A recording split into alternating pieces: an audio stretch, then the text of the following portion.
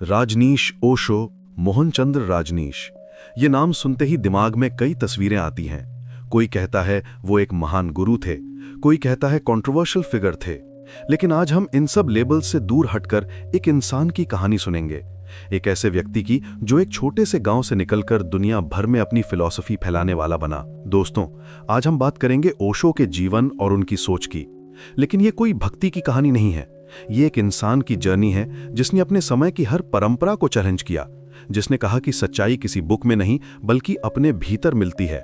आइए धीरे धीरे शांति से इस अनोखे व्यक्तित्व को समझने की कोशिश करते हैं। ओशो का जन्म 11 दिसंबर 1931 को मध्य प्रदेश के कुचवाड़ा गांव में हुआ था। उनका असली नाम था मोहनचंद्र राजनीश। एक मिडिल क्लास जैन परिवार में जन्मे इस बच्चे में बचपन से ही कुछ अलग था। कुचवाड़ा एक छोटा सा गांव था जहां ना तो रेलवे लाइन थी और ना ही पोस्ट ऑफिस। छोटी पहाड़ियां, एक सुंदर झील और कुछ गिनती के घास फूस के घर। सिर्फ एक ईंट का घर था, वही जहां ओशो का जन्म हुआ था। इस शांत प्राकृतिक वातावरण में पले बढ़े मोहन में बचपन से ही एक अलग तरह की जिज्ञासा थी। वो सवाल पूछते थे जो दूसरे बच्चे नहीं पूछते थे। वो उन चीजों को मानने से इनकार करते थे जिन्हें सिर्फ इसलिए मानना चाहिए क्योंकि बड़ों ने कहा है। उनकी आंखों में एक अजीब सी चमक थी, जैसे वो हमेशा कुछ खोजते रहते हों। उनके दादाजी का उन पर गहरा प्रभाव था। दादाजी ने उन्हें प्यार से राजा कहकर बुलाया करते थे। उन्होंने कभी किसी बात के लिए मना नहीं किया था, पूरी फ्रीडम दी थी एक्सप्लोर करने की। दादाजी ने उन्हें सिखाया कि किसी भी बात को ब्लाइंडली एक्सेप्ट नहीं करना चाहिए, हर चीज को क्वेश्चन करना चाहिए। यह सिखावन उनकी पूरी जिंदगी का फाउंडेशन बनी। दादाजी कहते थे, बेटा, जो भी कोई तुमसे कहे पहले अपने दिमाग से सोचो, फिर मानो या ना मानो। यह सिंपल सी बात लेकिन कितनी रेवोल्यूशनरी थी उस समय के लिए। बचपन में ही उन्होंने रिलीजियस रिचुअल्स को क्वेश्चन करना शुरू कर दिया था। जब पूरा परिवार टेंपल जाता था तो वो पूछते थे कि भगवान को इन सब सेरेमनीज की जरूरत क्यों है? अगर वो सब कुछ जानता है तो फिर हमें बताने की क्या जरूरत है कि हम क्या चाहते हैं? 7 साल की उम्र में उनके दादाजी का देहांत हो गया। ये उनके लिए एक टर्निंग पॉइंट था। जिस व्यक्ति ने उन्हें अनकंडीशनल लव दिया था वो अचानक चला गया। मौत को इतने करीब से देखकर उन्होंने जीवन और मृत्यु के बारे में गहराई से सोचना शुरू कर दिया। वो समझ गए कि जिंदगी बहुत छोटी है और इसे किसी और के बनाए रूल्स के हिसाब से जीना बेकार है।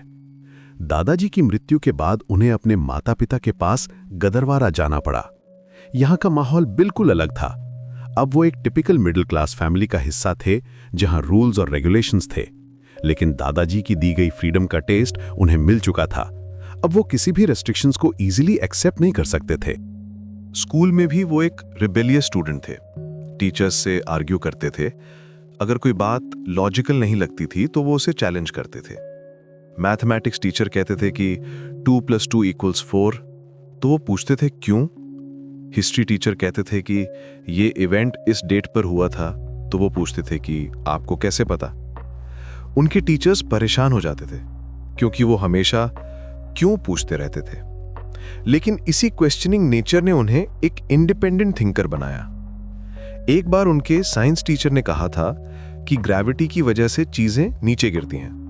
मोहन ने पूछा, लेकिन ग्रेविटी क्या है, कैसे काम करती है? टीचर ने कहा कि ये न्यूटन ने डिस्कवर किया था। मोहन ने कहा, लेकिन न्यूटन ने भी तो सिर्फ ऑब्जर्व किया था, उसने भी नहीं बताया कि एक्चुअली क्या होता है। ऐसे सवाल उनकी नेचुरल टेंडेंसी थी। कॉलेज के दिनों में उनकी फिलॉसफी और भी क्लियर होने लगी। वो जबलपुर के हितकारिणी कॉलेज में फिलॉसफी पढ़ने गए। यहां उन्होंने पश्चिमी दर्शन का गहरा अध्ययन किया। सोक्रेटिस का I know that I know nothing उन्हें बहुत पसंद आया। नीटशे का गॉड इज डेड स्टेटमेंट ने उन्हें डीपली इंपैक्ट किया। सार्त्र की एग्जिस्टेंशियलिज्म ने उनकी थिंकिंग को शेप किया। लेकिन साथ ही उन्होंने भारतीय दर्शन भी पढ़ा। बुद्ध का मिडिल पाथ, महावीर का नॉन वायलेंस और कृष्णमूर्ति के विचारों ने उन्हें प्रभावित किया। कॉलेज में वो डिबेट कॉम्पिटिशन्स में हिस्सा लेते थे और हमेशा जीतते थे। उनकी स्पीकिंग स्किल्स एक्सेप्शनल थीं। वो किसी भी टॉपिक पर घंटों बोल सकते थे। लेकिन उनकी बातों में सिर्फ वर्ड्स नहीं थे बल्कि गहरी इंसाइट थी। वो चीजों को एक अलग एंगल से देखते थे। जब सब कहते थे कि ट्रेडिशन इंपॉर्टेंट है तो वो कहते थे कि ट्रेडिशन प्रोग्रेस को ब्लॉक करती है। जब सब कहते थे कि डिसिप्लिन जरूरी है, तो वो कहते थे कि क्रिएटिविटी के लिए फ्रीडम चाहिए। यूनिवर्सिटी के बाद वो फिलॉसफी के प्रोफेसर बन गए। जबलपुर यूनिवर्सिटी में उन्होंने कई साल पढ़ाया, लेकिन उनका टीचिंग स्टाइल बिल्कुल अलग था। ट्रेडिशनल प्रोफेसर्स टेक्स्ट बुक्स पढ़ाते थे, लेकिन वो स्टूडेंट्स को लाइफ के बारे में सोचने के लिए एनकरेज करते थे। वो कहते थे कि फिलॉसफी सिर्फ बुक्स में नहीं है, बल्कि एवरीडे लाइफ में है।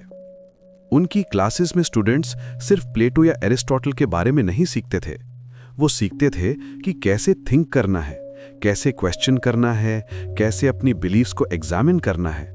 वो कहते थे कि एजुकेशन का मतलब इंफॉर्मेशन कलेक्ट करना नहीं है, बल्कि ट्रांसफॉर्मेशन है। एक इंसान को बदलना है, उसकी कॉन्शियसनेस को बढ़ाना है। उनका एक फेमस एक्सरसाइज था जो वो स्टूडेंट्स के साथ करते थे। वो कहते थे, आज से 1 वीक तक आप जो भी करें उसे पूरी अवेयरनेस के साथ करें। ब्रशिंग टीथ करते समय सिर्फ ब्रशिंग पर फोकस करें। खाना खाते समय सिर्फ खाने पर ध्यान दें। वॉकिंग करते समय हर स्टेप को फील करें। 1 वीक बाद जब स्टूडेंट्स वापस आते थे तो उनका पूरा पर्सपेक्टिव चेंज हो जाता था। धीरे धीरे उनकी रेपुटेशन फैलने लगी। लोग उनके लेक्चर सुनने आने लगे। वो सिर्फ एकेडमिक टॉपिक्स पर नहीं बोलते थे, बल्कि लाइफ के प्रैक्टिकल इश्यूज पर भी बात करते थे। लव, रिलेशनशिप्स, करियर, स्पिरिचुअलिटी, हर टॉपिक पर उनका अपना यूनिक पर्सपेक्टिव था। उनकी बातें सुनकर लोग महसूस करते थे कि जैसे किसी ने उनकी आंखों से पर्दा हटा दिया हो। उन्होंने देखा कि सोसाइटी में लोग बहुत सारी प्रॉब्लम से जूझ रहे हैं। डिप्रेशन, एंजाइटी, मीनिंगलेसनेस, ये सब मॉडर्न लाइफ की देन थी।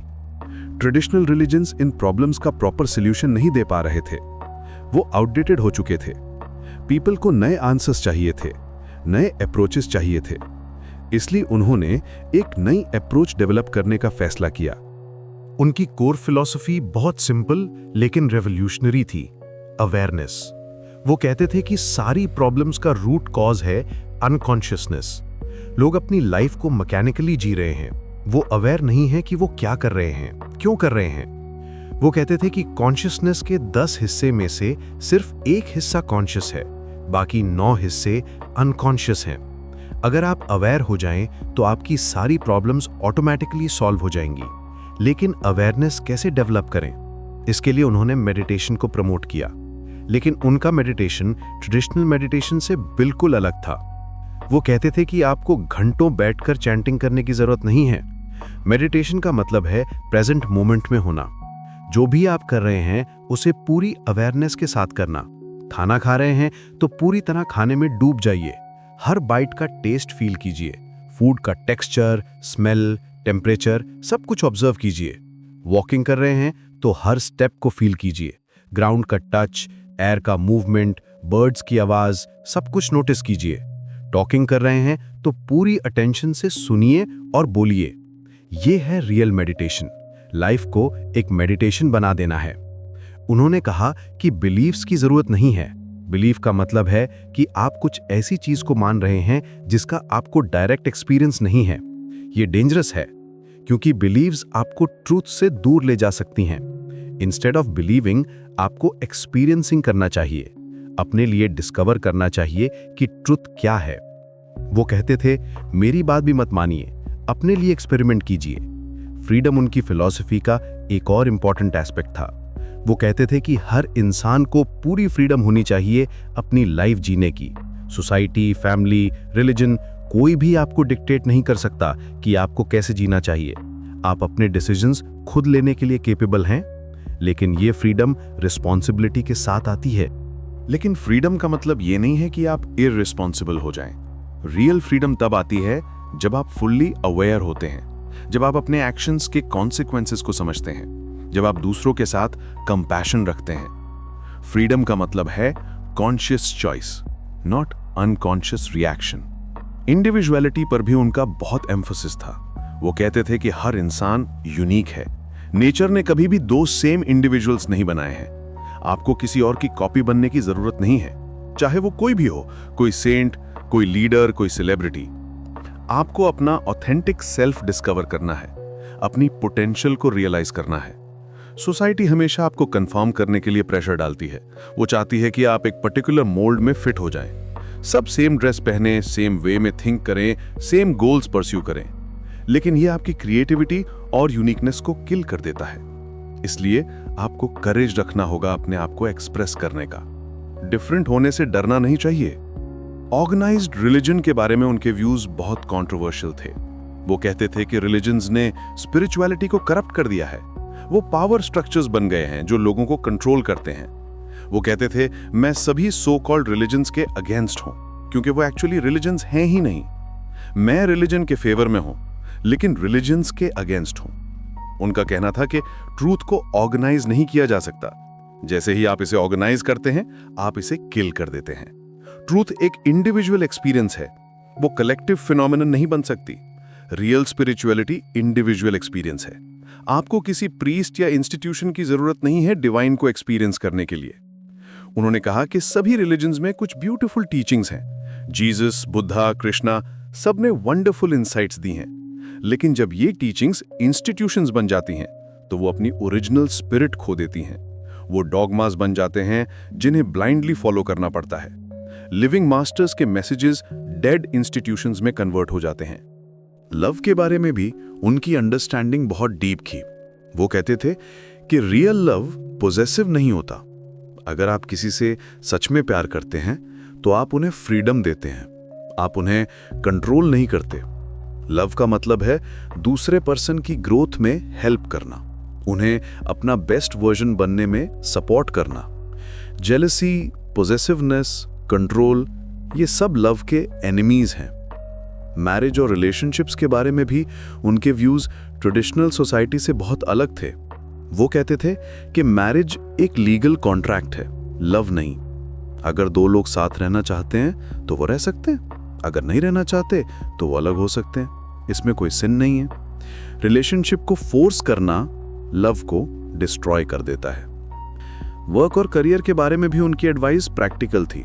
वो कहते थे कि अपना पैशन फॉलो करिए, पैसे के लिए कोई ऐसा काम ना करिए जिससे आपको खुशी ना मिले। लाइफ बहुत छोटी है वेस्ट करने के लिए। अगर आप अपना पैशन फॉलो करेंगे तो सक्सेस ऑटोमेटिकली आएगी। लेकिन सक्सेस को डिफाइन करना भी आपका काम है, सोसाइटी का नहीं। लेकिन साथ ही वो कहते थे कि वर्क को वर्शिप की तरह करिए। चाहे आप कोई भी काम कर रहे हो, छोटा या बड़ा, उसे पूरी डेडिकेशन के साथ करिए। एक्सीलेंस आपका नेचर होना चाहिए। हाफ हार्टेड एफर्ट से कुछ नहीं मिलता। जो भी करें पूरे दिल से करें। मनी के बारे में उनका एटीट्यूड बैलेंस्ड था। वो कहते थे कि पैसा जरूरी है कंफर्टेबल लाइफ जीने के लिए, लेकिन वो एंड गोल नहीं होना चाहिए। पैसा एक मीन्स है, एंड नहीं। अगर आप सिर्फ पैसे के पीछे भागेंगे तो आप अपनी सोल को खो देंगे। वेल्थ और इनर रिचनेस में बैलेंस होना चाहिए। डेथ के बारे में उनकी अंडरस्टैंडिंग बहुत प्रोफाउंड थी। वो कहते थे कि डेथ से डरने की जरूरत नहीं है। डेथ एक नेचुरल प्रोसेस है। अगर आप फुली जी चुके हैं तो डेथ भी ब्यूटीफुल हो सकती है। प्रॉब्लम यह है कि ज्यादातर लोग प्रॉपरली जीते ही नहीं हैं। वो डेथ के डर से लाइफ को मिस कर देते हैं। उन्होंने कहा कि हर मोमेंट को सेलिब्रेट करना चाहिए। लाइफ एक गिफ्ट है। आपको ग्रेटफुल होना चाहिए कि आप एग्जिस्ट करते हैं। यूनिवर्स में इन्फिनाइट पॉसिबिलिटीज है। आप उन सबको एक्सप्लोर कर सकते हैं। डेथ तो बस एक ट्रांजिशन है, एंड नहीं। मेडिटेशन टेक्निक्स के मामले में उनका अप्रोच बहुत इनोवेटिव था। उन्होंने ट्रेडिशनल मेथड्स को मॉडर्न लाइफ के लिए अडैप्ट किया। डायनामिक मेडिटेशन, कुंडलिनी मेडिटेशन, नाद ब्रह्मा, ये सब टेक्निक्स उन्होंने डेवलप की। इनमें मूवमेंट, ब्रीदिंग और साइलेंस का यूनिक कॉम्बिनेशन था। डायनामिक मेडिटेशन में पहले 15 मिनट्स तक कियोटिक ब्रीदिंग करनी होती है, फिर 15 मिनट्स कथारसिस। जो भी इमोशंस सप्रेस्ड हैं उन्हें निकालना होता है थ्रू डांसिंग, शेकिंग या स्क्रीमिंग। तीसरे स्टेज में हु मंत्र के साथ जंपिंग करनी होती है और अंत में कंप्लीट साइलेंस में खड़े रहना होता है। वो कहते थे कि मॉडर्न मैन के लिए ट्रेडिशनल मेडिटेशन मेथड्स काम नहीं करती। आज के लोग बहुत रेस्टलेस हैं, उनका माइंड बहुत एक्टिव है, इसलिए पहले उन्हें अपनी एनर्जी को रिलीज करना होगा। डांसिंग, शेकिंग, स्क्रीमिंग, ये सब हेल्दी वेज हैं अपनी सप्रेस्ड इमोशंस को निकालने के। जब आप पूरी तरह एग्जॉस्ट हो जाते हैं तब नेचुरली साइलेंस आ जाती है। एजुकेशन सिस्टम के बारे में भी उनके व्यूज रेवोल्यूशनरी थे। वो कहते थे कि करंट एजुकेशन सिस्टम क्रिएटिविटी को किल करती है, वो चिल्ड्रन को मशीन्स बनाती है। रियल एजुकेशन का मतलब है हर चाइल्ड की यूनिक पोटेंशियल को डिस्कवर करना और उसे डेवलप करना। हर बच्चा डिफरेंट है, सबको सेम वे में ट्रीट नहीं किया जा सकता। उन्होंने कहा कि कंपटीशन की बजाय कोलैबोरेशन सिखाना चाहिए। हर बच्चा अपने आप में परफेक्ट है, आपको उसे किसी और से कंपेयर करने की जरूरत नहीं है, बस उसकी नेचुरल टैलेंट्स को नर्चर करना है। मार्क्स और ग्रेड्स से ज्यादा इंपॉर्टेंट है चाइल्ड की ओवरऑल डेवलपमेंट। पॉलिटिक्स के बारे में उनका स्टैंड क्लियर था। वो कहते थे कि पॉलिटिशियंस पावर के लिए भूखे होते हैं, वो लोगों के रियल प्रॉब्लम सॉल्व करने में इंटरेस्टेड नहीं होते। रियल चेंज इंडिविजुअल लेवल पर आना चाहिए। जब हर व्यक्ति कॉन्शियस हो जाएगा तब सोसाइटी ऑटोमेटिकली ट्रांसफॉर्म हो जाएगी। उन्होंने कहा कि डेमोक्रेसी भी एक फ्लॉड सिस्टम है, क्योंकि मेजॉरिटी हमेशा राइट नहीं होती। हिस्ट्री में कई बार मेजॉरिटी ने गलत डिसीजंस लिए हैं। रियल डेमोक्रेसी तब होगी जब हर इंडिविजुअल फुली अवेयर होगा, तब लोग कॉन्शियस चॉइसेस करेंगे, इमोशनल रिएक्शंस नहीं। एनवायरनमेंट के बारे में भी वो बहुत कंसर्न थे। वो कहते थे कि ह्यूमन बीइंग्स ने नेचर के साथ बहुत गलत किया है। हमने अपने ग्रीड के लिए पूरे प्लैनेट को डिस्ट्रॉय कर दिया है। अगर हम अपना एटीट्यूड नहीं बदलेंगे तो ह्यूमैनिटी का फ्यूचर डार्क है। उन्होंने सस्टेनेबल लिविंग को प्रमोट किया। Simple life, natural food, minimum consumption, ये सब जरूरी है प्लैनेट को सेव करने के लिए, लेकिन ये सैक्रिफाइस नहीं है। एक्चुअली सिंपल लाइफ ज्यादा फुलफिलिंग होती है। जब आपकी नीड्स कम होती हैं तो आप ज्यादा पीसफुल होते हैं। साइंस और स्पिरिचुअलिटी के बीच ब्रिज बनाना भी उनका इंपॉर्टेंट कंट्रीब्यूशन था। वो कहते थे कि साइंस और स्पिरिचुअलिटी ऑपोजिट नहीं है, दोनों ट्रूथ को डिस्कवर करने के डिफरेंट मेथड्स हैं। साइंस आउटर वर्ल्ड को एक्सप्लोर करती है, स्पिरिचुअलिटी इनर वर्ल्ड को। फ्यूचर में दोनों मिलकर एक कंप्लीट अंडरस्टैंडिंग क्रिएट करेंगे। विमेन एम्पावरमेंट के मामले में भी उनके व्यूज प्रोग्रेसिव थे। वो कहते थे कि विमेन को पूरी इक्वालिटी मिलनी चाहिए। ट्रेडिशनल सोसाइटीज ने विमेन को सप्रेस किया है, उनकी क्रिएटिविटी और इंटेलिजेंस को वेस्ट किया है। अगर विमेन को प्रॉपर अपॉर्चुनिटीज मिलें तो वो अमेजिंग कंट्रीब्यूशंस दे सकती हैं। उन्होंने कहा कि फेमिनिन एनर्जी और मैस्कुलिन एनर्जी दोनों जरूरी हैं बैलेंस सोसाइटी के लिए। मैस्कुलिन एनर्जी एग्रेसिव और कॉम्पिटिटिव है, फेमिनिन एनर्जी नर्चरिंग और क्रिएटिव है। दोनों का बैलेंस होना चाहिए। प्योर मैस्कुलिन या प्योर फेमिनिन सोसाइटी हेल्दी नहीं होती। सेक्सुअलिटी के बारे में भी उनकी बातें कंट्रोवर्शियल थीं। वो कहते थे कि सेक्स एक नेचुरल और ब्यूटीफुल थिंग है, इसे सप्रेस करने की जरूरत नहीं है। रिप्रेशन सिर्फ प्रॉब्लम्स क्रिएट करता है। हेल्दी सेक्सुअलिटी स्पिरिचुअल ग्रोथ में हेल्प करती है। लेकिन साथ ही वो कहते थे कि सेक्स सिर्फ फिजिकल एक्ट नहीं है, वो एक स्पिरिचुअल एक्सपीरियंस भी हो सकती है अगर आप इसे अवेयरनेस के साथ अप्रोच करें। लव और कॉन्शियसनेस के साथ जब सेक्स होती है तो वो मेडिटेशन बन जाती है। दो सोल्स का मिलना होता है, सिर्फ दो बॉडीज का नहीं। क्रिएटिविटी के बारे में उनका एम्फेसिस बहुत था। वो कहते थे कि हर इंसान में क्रिएटिव पोटेंशियल है। आपको आर्टिस्ट बनने की जरूरत नहीं है, आप अपनी डेली लाइफ में भी क्रिएटिव हो सकते हैं। कुकिंग, गार्डनिंग, टॉकिंग, हर एक्टिविटी को क्रिएटिव बनाया जा सकता है। क्रिएटिविटी का मतलब है कुछ न्यू क्रिएट करना, कुछ ऐसा जो पहले एग्जिस्ट नहीं करता था। जब आप क्रिएट करते हैं तो आप डिवाइन के साथ कोलैबोरेट करते हैं, आप को क्रिएटर बन जाते हैं। इसीलिए क्रिएटिविटी इतनी फुलफिलिंग होती है। हेल्थ के मामले में भी उनकी अप्रोच होलिस्टिक थी। वो कहते थे कि बॉडी, माइंड और स्पिरिट सब कनेक्टेड हैं। अगर आप मेंटली स्ट्रेस्ड हैं तो आपकी बॉडी भी सिक हो जाएगी। रियल हेल्थ का मतलब है सभी लेवल्स पर wellness, physical fitness, mental peace और स्पिरिचुअल ग्रोथ सब साथ साथ होना चाहिए। उन्होंने नेचुरल हीलिंग मेथड्स को प्रमोट किया। Proper diet, exercise, meditation, laughter, ये सब नेचुरल मेडिसिन्स हैं। मॉडर्न मेडिसिन जरूरी है इमरजेंसीज के लिए, लेकिन प्रिवेंशन के लिए नेचुरल मेथड्स बेहतर हैं। नेचर में सब कुछ है हीलिंग के लिए। लाफ्टर थेरेपी भी उनका इंपॉर्टेंट कंट्रीब्यूशन था।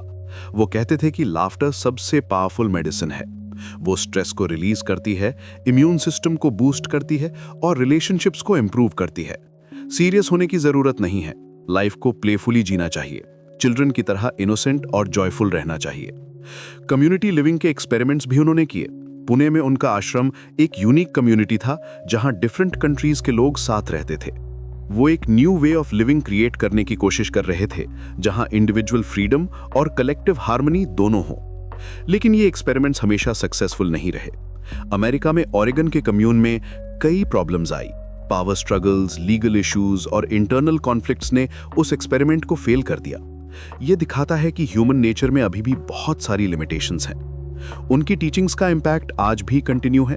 दुनिया भर में मिलियंस ऑफ पीपल उनकी बुक्स पढ़ते हैं, उनकी मेडिटेशन टेक्निक्स प्रैक्टिस करते हैं। उनकी फिलॉसफी ने मॉडर्न स्पिरिचुअलिटी को डीपली इन्फ्लुएंस किया है। माइंडफुलनेस, अवेयरनेस, इंडिविजुअल फ्रीडम, ये सब कॉन्सेप्ट्स मेन स्ट्रीम हो गए हैं। लेकिन साथ ही कंट्रोवर्सीज भी हैं।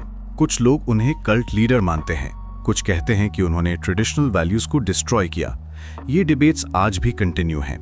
ट्रूथ शायद कहीं बीच में है। सच ये है कि ओशो एक कॉम्प्लेक्स पर्सनैलिटी थे। वो ना तो परफेक्ट सेंट थे और ना ही कंप्लीट विलन। वो एक ह्यूमन बीइंग थे जिन्होंने अपने टाइम की लिमिटेशंस के साथ कुछ एक्स्ट्रा ऑर्डिनरी करने की कोशिश की। उनमें भी कॉन्ट्रडिक्शंस थे, वीकनेसेस थीं, लेकिन उनकी कोर इनसाइट्स वैल्यूएबल हैं। उनकी कोर मैसेज आज भी रेलेवेंट है। Awareness, freedom, individuality, love. ये यूनिवर्सल वैल्यूज हैं जो हर जनरेशन के लिए इंपॉर्टेंट हैं। हो सकता है उनके मेथड्स कंट्रोवर्शियल हों, लेकिन उनका बेसिक विजन इंस्पायरिंग है। आज के डिजिटल एज में जब लोग और भी डिस्कनेक्टेड हो रहे हैं, उनकी टीचिंग्स और भी रेलेवेंट हो जाती हैं। सोशल मीडिया, टेक्नोलॉजी, कंज्यूमरिज्म, ये सब हमें अपने ऑथेंटिक सेल्फ से दूर ले जा रहे हैं। ऐसे में अवेयरनेस और माइंडफुलनेस की ज़रूरत और भी बढ़ जाती है। मॉडर्न लाइफ में स्ट्रेस, एंग्जाइटी, डिप्रेशन बढ़ रहे हैं। ट्रेडिशनल सॉल्यूशंस काम नहीं कर रहे। ऐसे में ओशो की प्रैक्टिकल अप्रोच हेल्पफुल हो सकती है। उनकी मेडिटेशन टेक्निक्स, उनकी philosophy of living in the moment, उनका एम्फेसिस ऑन इंडिविजुअल रिस्पॉन्सिबिलिटी, ये सब आज के कॉन्टेक्स्ट में वैल्यूएबल हैं। तो दोस्तों, ओशो की कहानी एक रिमाइंडर है कि हर इंसान में पोटेंशियल है कुछ एक्स्ट्रा ऑर्डिनरी करने का। आपको किसी गुरु की जरूरत नहीं है, आप खुद अपने मास्टर हैं। बस जरूरत है अवेयरनेस की, करेज की और ऑथेंटिसिटी की। अपने भीतर झांकिए, अपनी ट्रूथ डिस्कवर कीजिए और फिर उसे पूरी दुनिया के साथ शेयर कीजिए। जीवन एक ब्यूटीफुल जर्नी है। हर मोमेंट में कुछ नया सीखने को मिलता है। हर एक्सपीरियंस आपको ग्रो करने का अपॉर्चुनिटी देता है। बस जरूरत है प्रेजेंट मोमेंट में होने की, अवेयर रहने की। तो आइए इस जर्नी को सेलिब्रेट करते हैं और अपने ऑथेंटिक सेल्फ को डिस्कवर करने की शुरुआत करते हैं। ओशो के नाम से आज भी दुनिया में एक अजीब सी हलचल मच जाती है। कुछ लोग उन्हें गुरु मानते हैं, कुछ विवादास्पद व्यक्तित्व। लेकिन एक बात तो साफ है, उन्होंने इंसानी मन की गहराइयों में जाकर ऐसी बातें कहीं जो आज भी हमारे दिमाग को हिला देती हैं। आज हम जानेंगे कि कैसे ओशो ने मन के खेल को समझा, अहंकार के जाल को उजागर किया और लोगों को असली स्वतंत्रता का रास्ता दिखाया। जब हम ओशो के बारे में बात करते हैं तो पहली चीज जो दिमाग में आती है वो है उनका अनोखा अप्रोच। वो कोई ट्रेडिशनल गुरु नहीं थे जो आपको रेडीमेड फॉर्मूलाज देते, बल्कि वो एक साइंटिस्ट की तरह थे जो ह्यूमन कॉन्शियसनेस को समझने की कोशिश कर रहे थे।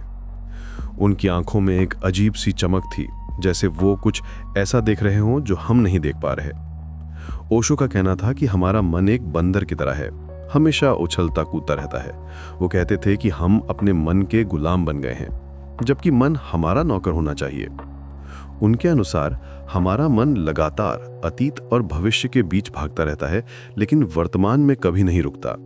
यही हमारी सबसे बड़ी समस्या है। ओशो इस बात को समझाने के लिए बहुत सुंदर उदाहरण देते थे।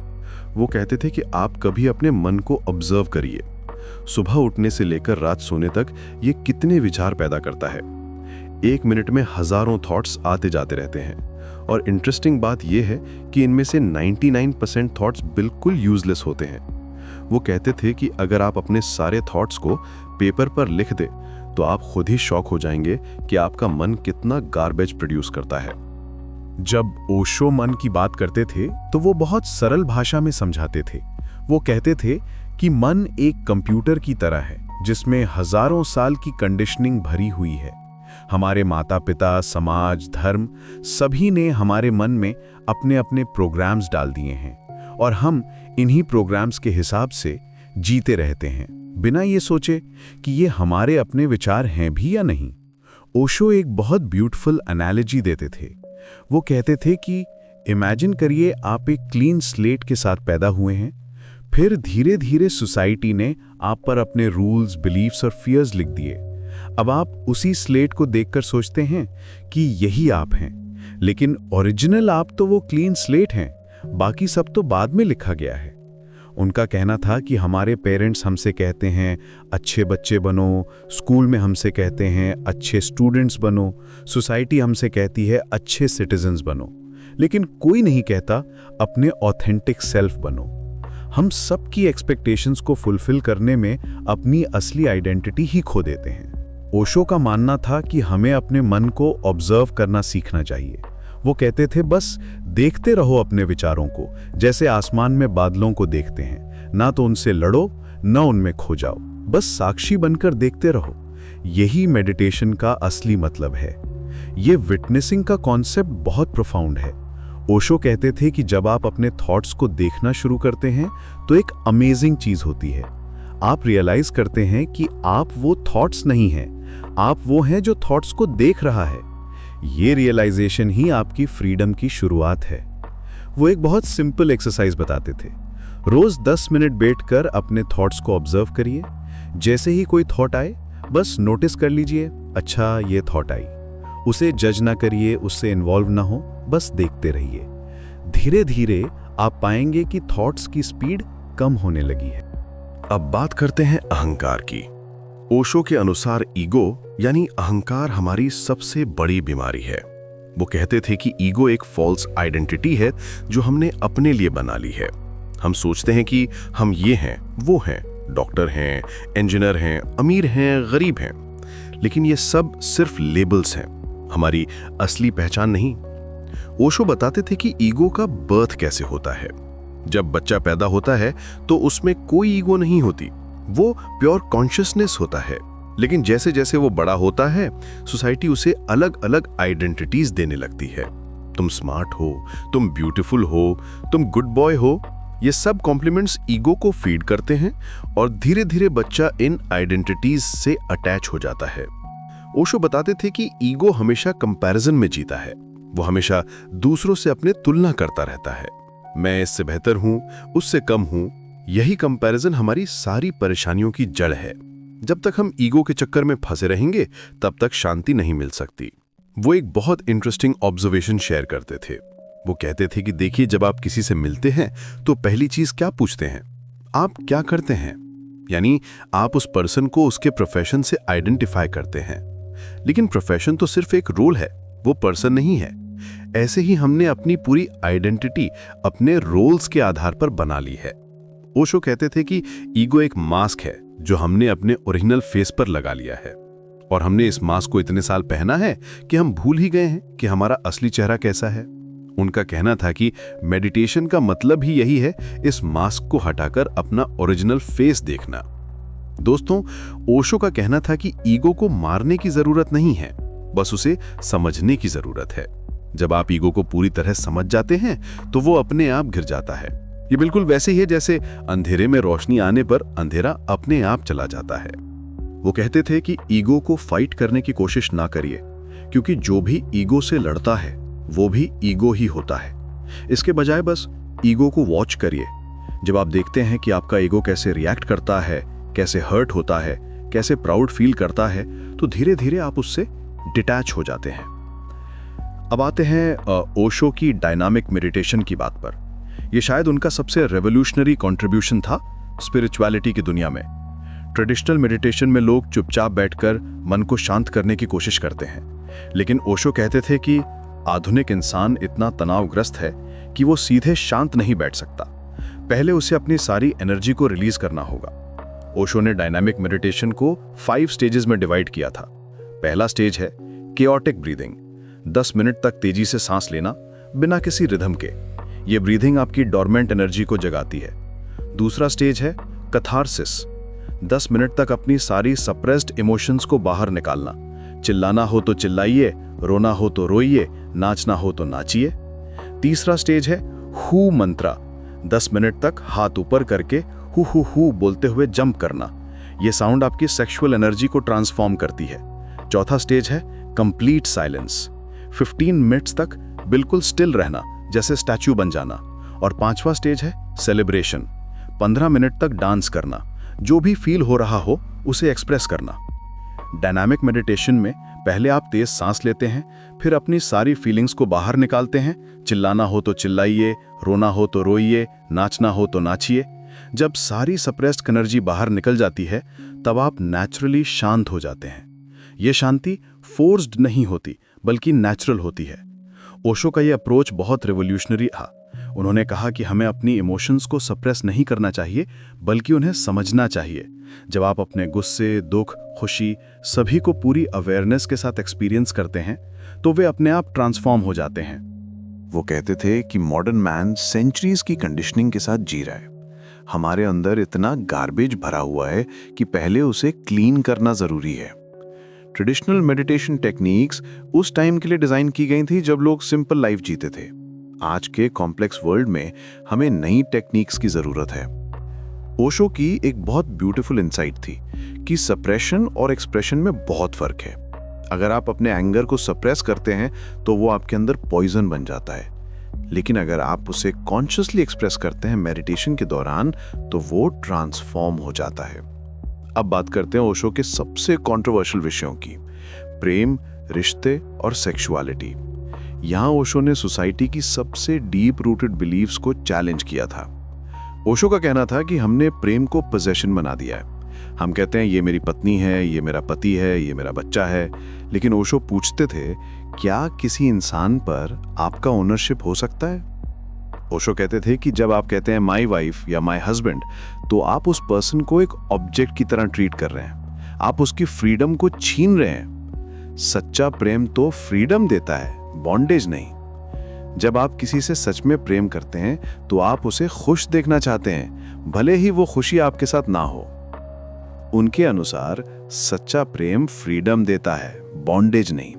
जब आप किसी से सच में प्रेम करते हैं तो आप उसे पूरी फ्रीडम देंगे, और अगर वो पर्सन भी आपसे सच में प्रेम करता है तो वो उस फ्रीडम का मिसयूज नहीं करेगा। रियल लव में ट्रस्ट होता है, पॉसेसिवनेस नहीं। वो मैरिज के इंस्टीट्यूशन को भी क्वेश्चन करते थे।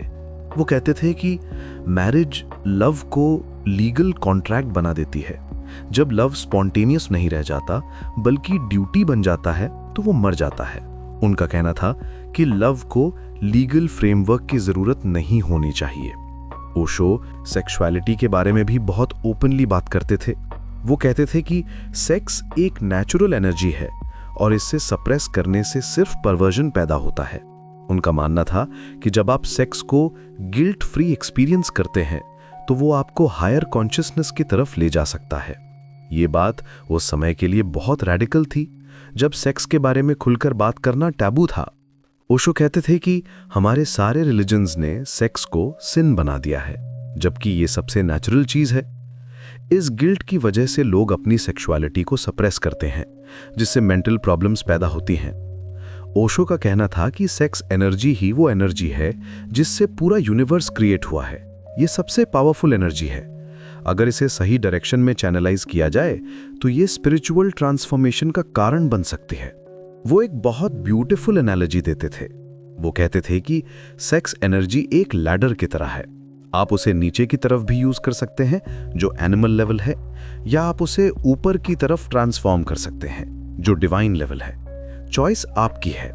ओशो कहते थे कि जब two people deeply in love होकर फिजिकल इंटीमेसी शेयर करते हैं तो वो मोमेंट में ईगो डिसॉल्व हो जाता है, टाइम स्टॉप हो जाता है, थॉट्स डिसअपियर हो जाते हैं। यही तो मेडिटेशन की क्वालिटीज हैं। इसलिए वो कहते थे कि कॉन्शियस सेक्सुअलिटी एक डोरवे हो सकती है स्पिरिचुअलिटी की तरफ। इन सब बातों की वजह से समाज में पैनिक मच गया था। ट्रेडिशनल फैमिलीज को लगता था कि ओशो युवाओं को बिगाड़ रहे हैं। रिलीजियस लीडर्स परेशान थे क्योंकि ओशो उनकी मॉरल पुलिसिंग को चैलेंज कर रहे थे। पॉलिटिशियंस भी अनकंफर्टेबल थे क्योंकि ओशो इंडिविजुअल फ्रीडम की बात करते थे, कलेक्टिव कन्फॉर्मिटी की नहीं। उस टाइम पर सोसाइटी में सेक्स एजुकेशन भी नहीं थी। लोग इन टॉपिक्स के बारे में ओपनली डिस्कस नहीं करते थे। ऐसे में ओशो का इतना फ्रैंक अप्रोच शॉकिंग लगता था। पेरेंट्स को डर लगता था कि कहीं उनके बच्चे इन आइडियाज से इन्फ्लुएंस ना हो जाएं। रिलीजियस इंस्टीट्यूशंस को सबसे ज्यादा प्रॉब्लम थी क्योंकि ओशो उनकी फंडामेंटल बिलीव्स को चैलेंज कर रहे थे। सेंचुरीज से रिलीजन्स ने सेक्स को सिन के रूप में पोर्ट्रे किया था। ओशो का कहना था कि यही सबसे बड़ी ट्रेजेडी है ह्यूमैनिटी की। ओशो ने रिलीजन और पॉलिटिक्स दोनों को अपने निशाने पर लिया था। वो कहते थे कि ऑर्गेनाइज्ड रिलीजन सिर्फ बिजनेस है। प्रीस्ट्स लोगों के डर का फायदा उठाकर अपनी दुकान चलाते हैं। वो हेवन और हेल के नाम पर लोगों को डराते हैं और अपना कंट्रोल बनाए रखते हैं। ओशो का कहना था कि असली धर्म कोई इंस्टीट्यूशन नहीं है, बल्कि इंडिविजुअल एक्सपीरियंस है। आपको किसी प्रीस्ट की जरूरत नहीं है गॉड से मिलने के लिए। आप खुद ही डिवाइन हैं, बस इसे रियलाइज करना है। वो कहते थे कि रिलीजन्स ने लोगों को बेगर्स बना दिया है। वो हमेशा गॉड से कुछ मांगते रहते हैं, ये दे दो, वो दे दो। लेकिन ओशो कहते थे कि आप ऑलरेडी कंप्लीट हैं। आपको कुछ मांगने की जरूरत नहीं है, बस अपने भीतर देखने की जरूरत है। ओशो प्रीस्ट्स के रोल को भी क्वेश्चन करते थे। वो कहते थे कि प्रीस्ट एक मिडलमैन है आपके और डिवाइन के बीच में, लेकिन डिवाइन तो डायरेक्टली अवेलेबल है। आपको किसी इंटरप्रेटर की जरूरत नहीं है। ये बात रिलीजियस एस्टैब्लिशमेंट्स के लिए बहुत थ्रेटनिंग थी। पॉलिटिक्स के बारे में भी ओशो के विचार बहुत क्लियर थे। वो कहते थे कि पॉलिटिशियंस पावर हंग्री लोग हैं जो लोगों को डिवाइड करके रूल करते हैं। वो नेशनलिज्म, रिलीजन, कास्ट के नाम पर लोगों में हेट्रेड फैलाते हैं ताकि अपनी पावर बनी रहे। ओशो कहते थे कि पॉलिटिशियंस का इंटरेस्ट ये नहीं है कि लोग हैप्पी और कॉन्शियस हों। अगर लोग कॉन्शियस हो जाएं तो वो पॉलिटिशियंस के गेम्स को समझ जाएंगे। इसलिए पॉलिटिशियंस लोगों को अनकॉन्शियस रखना चाहते हैं। वो नेशनलिज्म को भी एक काइंड ऑफ मैडनेस कहते थे। वो कहते थे कि बॉर्डर्स सिर्फ मैप्स पर होती हैं, रियलिटी में नहीं। लेकिन पॉलिटिशियंस इन आर्टिफिशियल बॉर्डर्स के नाम पर वॉर्स करवाते हैं। ओशो कहते थे कि पूरी अर्थ एक है, इसे डिवाइड करने की कोई जरूरत नहीं है। ओशो रिबेलियन की बात करते थे, लेकिन ये कोई पॉलिटिकल रिबेलियन नहीं था। ये साइकोलॉजिकल रिबेलियन था, अपनी कंडीशनिंग से, अपनी लिमिटेशन से, अपने फियर्स से। वो कहते थे कि जब तक आप अपने अंदर के गुलाम नहीं मरते, तब तक बाहरी फ्रीडम का कोई मतलब नहीं है। उनका रिबेलियन फिलॉसफी था, ड्रामा नहीं। वो कहते थे कि सच्चा रिबेल वो है जो क्वाइटली अपना ट्रांसफॉर्मेशन करता है। वो किसी से लड़ता नहीं है, बस अपने ऑथेंटिक सेल्फ को जीता है। यही सबसे बड़ा रिबेलियन है। ओशो कहते थे कि रियल रिबेलियन ये है कि आप सोसाइटी की एक्सपेक्टेशंस को फुलफिल करने के बजाय अपने हार्ट की सुने। आप वो करें जो आपको ऑथेंटिक लगता है, न कि वो जो दूसरे आपसे एक्सपेक्ट करते हैं। वो कहते थे कि हर जनरेशन को अपना रिबेलियन करना चाहिए। अगर आप सिंपली अपने पेरेंट्स और सोसाइटी के रूल्स को फॉलो करते रहेंगे तो आप कभी ग्रो नहीं कर सकेंगे। ग्रोथ के लिए क्वेश्चनिंग जरूरी है। ओशो के इन विचारों ने पूरी दुनिया में हलचल मचाई। कुछ लोगों के लिए वो लिबरेशन का मैसेज लेकर आए, कुछ के लिए वो थ्रेट थे। लेकिन एक बात साफ है, उन्होंने लोगों को सोचने पर मजबूर किया। उनके फॉलोअर्स दुनिया भर से आते थे। ओरेगन में उन्होंने रजनीशपुरम नाम का कम्यून बनाया था, जहां हजारों लोग रहते थे। यह कम्यून एक एक्सपेरिमेंट था कि क्या कॉन्शियसनेस बेस्ड सोसाइटी पॉसिबल है। लेकिन यह एक्सपेरिमेंट भी कंट्रोवर्सी में घिर गया और अल्टीमेटली फेल हो गया। आज जब हम ओशो के विचारों को देखते हैं तो लगता है कि वो अपने टाइम से बहुत आगे थे। Mental health, individual freedom, authentic relationships, ये सब टॉपिक्स आज मेन स्ट्रीम हो गए हैं। शायद ओशो ने वो बातें कही थी जिन्हें समाज को समझने में डेकेड्स लग गए। मॉडर्न साइकोलॉजी में भी ओशो के कई कॉन्सेप्ट्स को एक्सेप्ट किया जा रहा है। Mindfulness, emotional release, authentic living, ये सब आइडियाज जो ओशो डेकेड्स पहले कह रहे थे, आज थेरेपी में यूज हो रही हैं। ओशो का सबसे इंपॉर्टेंट मैसेज ये था कि आप अपने जीवन के मास्टर बनिए। किसी और को अपने ऊपर अथॉरिटी ना दीजिए, ना किसी प्रीस्ट को, ना किसी पॉलिटिशियन को, ना किसी ट्रेडिशन को। अपनी इंटेलिजेंस का इस्तेमाल करिए, अपने एक्सपीरियंस पे ट्रस्ट करिए। वो कहते थे कि हर इंसान यूनिक है, इसलिए हर इंसान का पाथ भी यूनिक होगा। कोई रेडीमेड फॉर्मूला नहीं है एनलाइटनमेंट का, आपको अपना रास्ता खुद बनाना होगा। ये बात बहुत एम्पावरिंग है, लेकिन साथ ही स्कैरी भी है, क्योंकि इसका मतलब है कि आप अपनी चॉइसेस के लिए रिस्पॉन्सिबल हैं। ओशो कहते थे कि सबसे बड़ा करेज ये है कि आप अपने ऑथेंटिक सेल्फ को एक्सेप्ट करें। सोसाइटी आपको कुछ और बनने के लिए प्रेशर डालती है, लेकिन आपको अपनी इनर वॉइस सुननी चाहिए। ओशो की टीचिंग्स का एसेंस ये है कि जीवन को सेलिब्रेशन की तरह जिएं, ना तो पास्ट में अटके रहें, ना फ्यूचर की चिंता में घुलें। प्रेजेंट मोमेंट में पूरी तरह जिएं। यही मेडिटेशन है, यही प्रेयर है, यही असली जिंदगी है। वो कहते थे कि लाइफ एक गिफ्ट है, बर्डन नहीं। लेकिन हमने इसे बर्डन बना लिया है अपनी एक्सपेक्टेशंस और कंडीशनिंग की वजह से। जब आप इन सब को ड्रॉप कर देते हैं तो लाइफ अपने आप सेलिब्रेशन बन जाती है। ओशो का कहना था कि हैप्पीनेस कोई डेस्टिनेशन नहीं है जहां आपको पहुंचना है। हैप्पीनेस एक वे ऑफ बीइंग है। आप राइट नाउ इसी मोमेंट में हैप्पी हो सकते हैं अगर आप अपनी कंडीशनिंग को ड्रॉप कर दें। आज भी जब कोई व्यक्ति अपनी कंडीशनिंग से बाहर निकलने की कोशिश करता है तो ओशो के वर्ड्स उसकी मदद करते हैं। उनका मैसेज सिंपल था लेकिन profound. Be yourself, trust yourself और अपनी इनर वॉइस को सुनिए। ओशो कहते थे कि सबसे बड़ी ट्रेजेडी ये है कि लोग अपनी पूरी लाइफ दूसरों की एक्सपेक्टेशंस को फुलफिल करने में निकाल देते हैं। वो कभी ये पूछते ही नहीं कि मैं क्या चाहता हूं। वो हमेशा यही सोचते हैं कि दूसरे मुझसे क्या चाहते हैं। यही था ओशो का कंट्रीब्यूशन। उन्होंने लोगों को दिखाया कि फ्रीडम पॉसिबल है, ट्रांसफॉर्मेशन पॉसिबल है और ऑथेंटिक लाइफ पॉसिबल है। बस जरूरत है करेज की, अपने फियर्स को फेस करने की, अपनी कंडीशनिंग को क्वेश्चन करने की और अपने ऑथेंटिक सेल्फ को एम्ब्रेस करने की। ओशो का मैसेज आज भी रेलेवेंट है क्योंकि ह्यूमन नेचर नहीं बदली है। आज भी लोग सेम प्रॉब्लम्स फेस करते हैं। Ego, mind, conditioning, societal pressure. Osho की इनसाइट्स इन सब प्रॉब्लम्स के लिए प्रैक्टिकल सॉल्यूशंस देती है। अंत में ओशो का सबसे ब्यूटीफुल मैसेज ये था कि आप ऑलरेडी परफेक्ट है। आपको कुछ बनने की जरूरत नहीं है, बस अपनी परफेक्शन को रिकॉग्नाइज करने की जरूरत है। ये रिकॉग्निशन ही एनलाइटनमेंट है, यही फ्रीडम है, यही सच्ची खुशी है।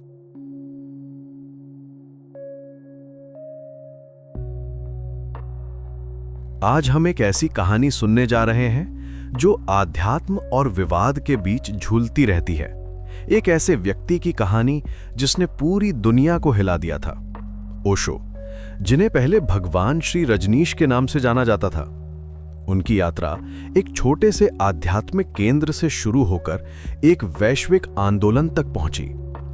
लेकिन यह सफर इतना सरल नहीं था जितना लगता था। ये एक ऐसी कहानी है जो हमें सिखाती है कि कैसे सच्चाई और भ्रम के बीच की रेखा धुंधली हो जाती है और कैसे एक सपना एक दुष्स्वप्न में बदल सकता है। दोस्तों, जब हम किसी व्यक्ति के जीवन को देखते हैं तो हमें यह समझना होता है कि सच्चाई अक्सर कहीं बीच में छुपी होती है। ओशो की कहानी भी कुछ ऐसी ही है। एक तरफ उनके अनुयायी उन्हें एक महान गुरु मानते थे, दूसरी तरफ समाज उन्हें विवादास्पद व्यक्ति के रूप में देखता था। लेकिन इससे भी गहरी बात यह है कि ओशो खुद भी एक जटिल व्यक्तित्व थे। वे एक ऐसे इंसान थे जिनमें गहरी बुद्धिमत्ता और मानवीय कमजोरियां दोनों थीं।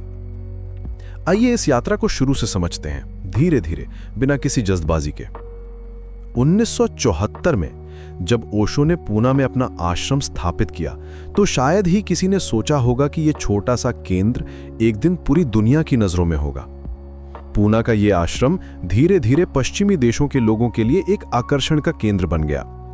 यहां आने वाले लोग सिर्फ ध्यान और आध्यात्म की तलाश में नहीं आते थे, बल्कि अपने जीवन में कुछ नया खोजने की चाह लेकर आते थे। वे ऐसे लोग थे जो पारंपरिक धर्म से निराश हो चुके थे, जो अपनी संस्कृति की बंदिशों से मुक्त होना चाहते थे। उन दिनों का माहौल कुछ अलग था। 60 और 70 के दशक में पश्चिमी देशों में एक आध्यात्मिक क्रांति चल रही थी। युवा पीढ़ी अपने माता पिता की जीवन शैली से बगावत कर रही थी। वे भौतिकवाद से ऊब चुके थे और कुछ गहरा, कुछ अर्थपूर्ण खोज रहे थे। ऐसे में ओशो की शिक्षाएं उनके लिए एक नई दुनिया का दरवाजा खोलती थीं। वे बताते थे कि आध्यात्म कोई उदास या गंभीर चीज नहीं है, बल्कि ये जीवन को मनाने का तरीका है। ओशो की शिक्षाओं में एक अलग तरह की स्वतंत्रता थी। वे परंपरागत धर्म की बंदिशों को तोड़कर एक नया रास्ता दिखाते थे। उनका मानना था कि आध्यात्म और भौतिक जीवन दोनों एक साथ चल सकते हैं। ये विचार उस समय के लिए क्रांतिकारी था। वे कहते थे कि पैसा बुरी चीज नहीं है, प्रेम में कोई पाप नहीं है और खुशी से जीना हमारा अधिकार है। ये बातें उन लोगों के लिए बहुत आकर्षक थीं जो सदियों से चले आ रहे धर्म के नियमों से परेशान थे। लेकिन जैसे जैसे उनकी लोकप्रियता बढ़ती गई, वैसे वैसे विवाद भी बढ़ते गए। पुणे के आश्रम में हजारों लोग आते जाते रहते थे। 1980 तक यहां हर साल 30,000 से ज्यादा लोग आते थे। यहां का माहौल बिल्कुल अलग था। लोग नारंगी कपड़े पहनते थे, माला धारण करते थे और एक नई तरह की जीवन शैली अपनाते थे। सुबह से शाम तक यहां अलग अलग तरह के ध्यान होते थे। कुछ ध्यान बहुत शांत थे तो कुछ में लोग नाचते गाते थे। ये सब कुछ भारतीय समाज के लिए अजीब लगता था। भारतीय लोग सोचते थे कि ये कैसा आश्रम है जहां लोग इतनी खुशी से रहते हैं, लेकिन पश्चिमी देशों के लोगों के लिए ये एक नई दुनिया का दरवाजा था। आश्रम में आने वाले लोगों की कहानियां भी दिलचस्प थीं। यहाँ डॉक्टर थे, इंजीनियर थे, कलाकार थे और ऐसे लोग भी थे जिन्होंने अपना सब कुछ छोड़कर यहाँ आने का फैसला किया था। वे अपने देश में सफल थे, लेकिन फिर भी खुश नहीं थे। ओशो की बातें सुनकर उन्हें लगता था कि जिंदगी का असली मतलब यही है। वे महीनों, कभी-कभी सालों तक यहाँ रहते थे। कुछ तो हमेशा के लिए यहीं बस गए थे। 1980 के दशक की शुरुआत में ओशो ने एक बड़ा फैसला लिया। वे अमेरिका जाने का निर्णय लेते हैं। इस फैसले के पीछे कई कारण थे। भारत में बढ़ते विवाद, सरकारी दबाव और एक बड़े सपने को साकार करने की चाह। भारतीय सरकार उनकी गतिविधियों पर नजर रखने लगी थी। उन पर विदेशी मुद्रा के नियमों का उल्लंघन करने का आरोप था। कई राजनेता उन्हें भारतीय संस्कृति के लिए खतरा मानते थे। ऐसे में ओशो को लगा कि अमेरिका में वे अपने सपने को बेहतर तरीके से पूरा कर सकते हैं।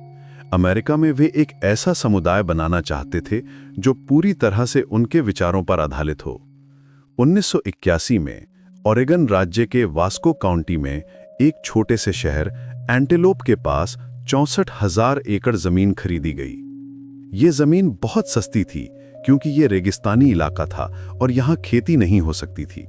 लेकिन ओशो के अनुयायियों के लिए ये एक सुनहरा मौका था। यहाँ रजनीशपुरम नाम का एक नया शहर बसाया गया।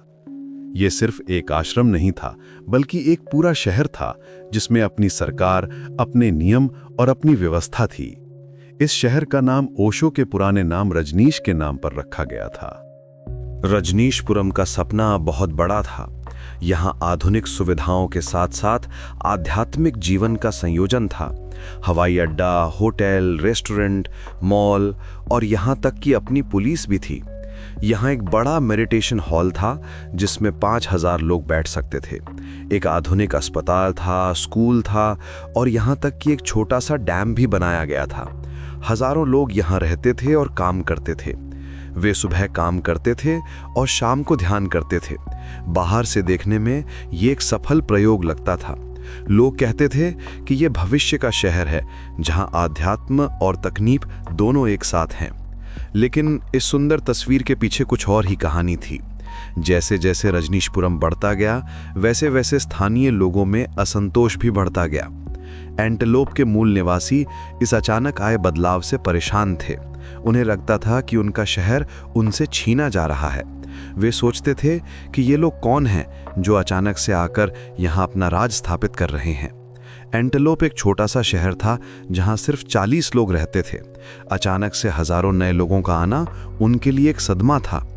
यहीं से शुरू होती है वो कहानी जो आगे चलकर एक बड़े विवाद का रूप ले लेती है। स्थानीय लोगों की परेशानी सिर्फ संख्या की वजह से नहीं थी। रजनीशपुरम के लोगों की जीवन शैली भी उनके लिए अजीब थी।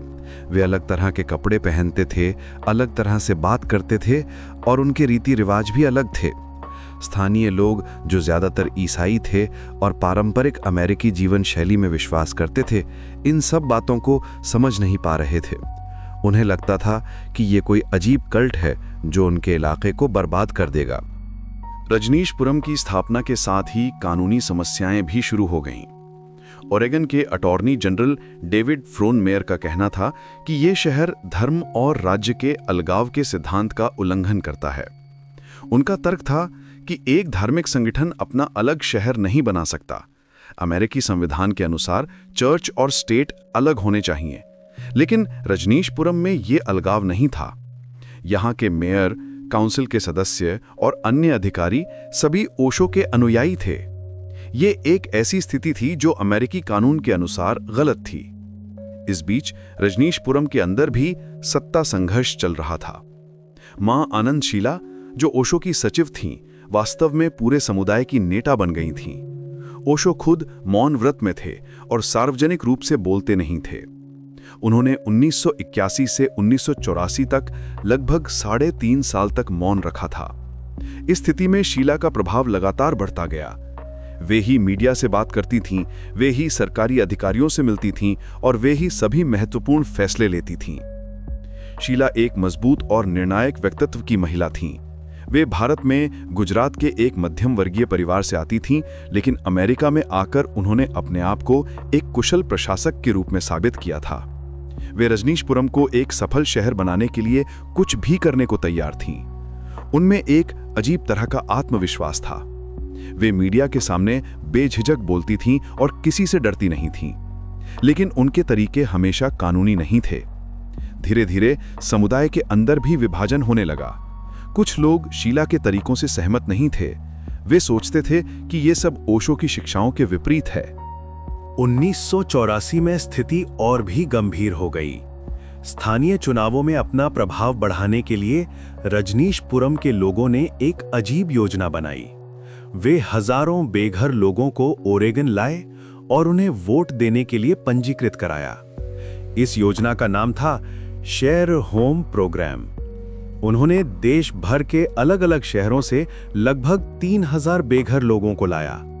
इन लोगों से कहा गया कि उन्हें मुफ्त में खाना, कपड़ा और रहने की जगह मिलेगी। बदले में उन्हें सिर्फ वोट देना था। ये योजना न सिर्फ कानूनी रूप से गलत थी, बल्कि नैतिक रूप से भी संदिग्ध थी। बेघर लोगों का इस्तेमाल राजनीतिक फायदे के लिए किसी भी तरह से उचित नहीं था। ये लोग पहले से ही बहुत परेशान थे और अब उनका इस्तेमाल एक राजनीतिक खेल में हो रहा था। जब ये बात सामने आई तो पूरे देश में हंगामा मच गया। लोग सोचने लगे कि ये कैसा धार्मिक समुदाय है जो इतने गिरे हुए तरीके अपना रहा है। लेकिन जब चुनाव का समय आया तो रजनीशपुरम के लोगों ने इन बेघर लोगों को वापस भेज दिया। उन्हें बस स्टेशन पर छोड़ दिया गया और कहा गया कि अब वे जहां चाहें जा सकते हैं। इसी दौरान एक और गंभीर घटना हुई जिसने पूरे मामले को एक अलग दिशा में मोड़ दिया। द डैल्स शहर में कई रेस्टोरेंट्स में सैल्मोनेला बैक्टीरिया से फूड पॉइजनिंग के मामले सामने आए। सितंबर 1984 में अचानक से सैकड़ों लोग बीमार पड़ने लगे। उन्हें तेज बुखार, दस्त, उल्टी और पेट में दर्द की शिकायत थी।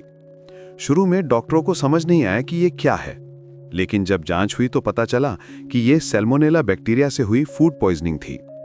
बाद में पता चला कि ये जानबूझकर किया गया था। रजनीशपुरम के कुछ लोगों ने स्थानीय चुनावों को प्रभावित करने के लिए ये कदम उठाया था। ये घटना अमेरिकी इतिहास में पहला बायोटेररिज्म का मामला माना जाता है। 745 लोग इससे बीमार हुए थे। इनमें से 45 लोगों को अस्पताल में भर्ती करना पड़ा था।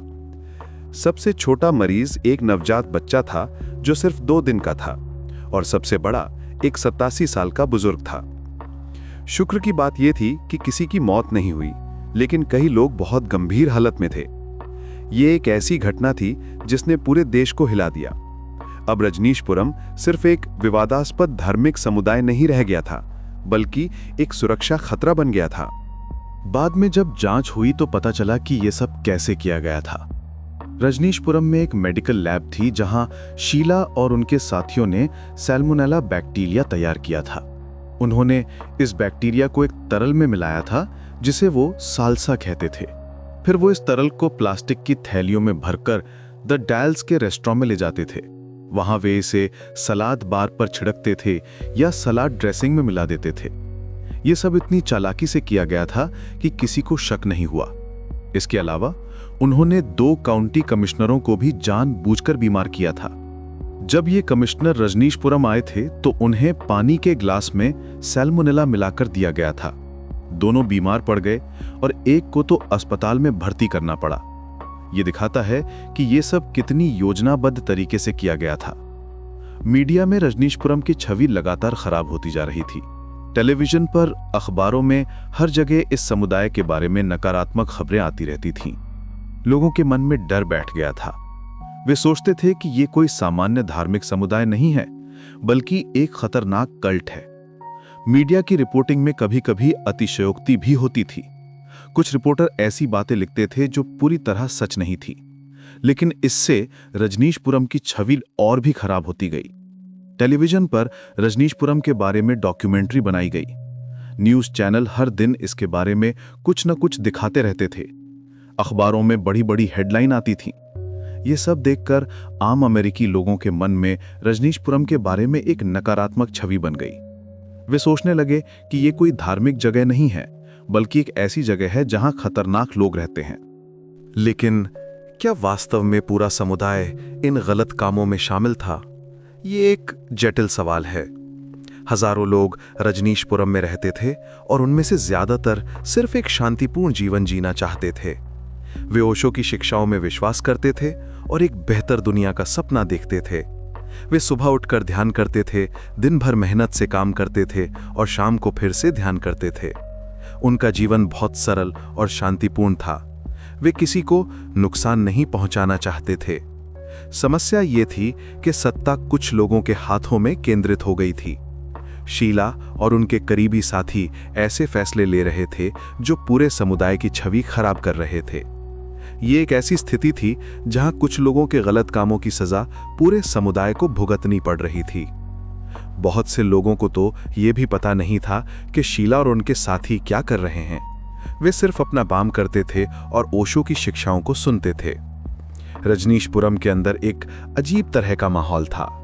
एक तरफ तो ये खुशहाल समुदाय लगता था जहां लोग प्रेम और शांति से रहते थे। दूसरी तरफ शीला और उनके साथी गुप्त रूप से ऐसे काम कर रहे थे जो पूरी तरह गलत थे। ये एक ऐसी स्थिति थी जो बहुत दुखदाई थी। जो लोग सच्चे दिल से यहाँ आए थे वे भी इस सब के कारण बदनाम हो रहे थे। 1985 में स्थिति चरम पर पहुंच गई। सितंबर में शीला और उनके कुछ साथी अचानक रजनीशपुरम छोड़कर भाग गए। उन्होंने स्विट्जरलैंड में शरण ली। ये एक ऐसा मोड़ था जिसकी किसी ने उम्मीद नहीं की थी। एक दिन शीला वहां थीं, अगले दिन वे गायब हो गईं। उनके साथ कुछ और लोग भी गए जो उनके करीबी साथी थे। ये सब इतनी जल्दी हुआ कि बाकी लोगों को समझ ही नहीं आया कि क्या हो रहा है। इसके बाद ओशो ने अपना मौन व्रत तोड़ा और शीला पर कई गंभीर आरोप लगाए। उन्होंने कहा कि शीला ने उनकी जानकारी के बिना कई गलत काम किए थे।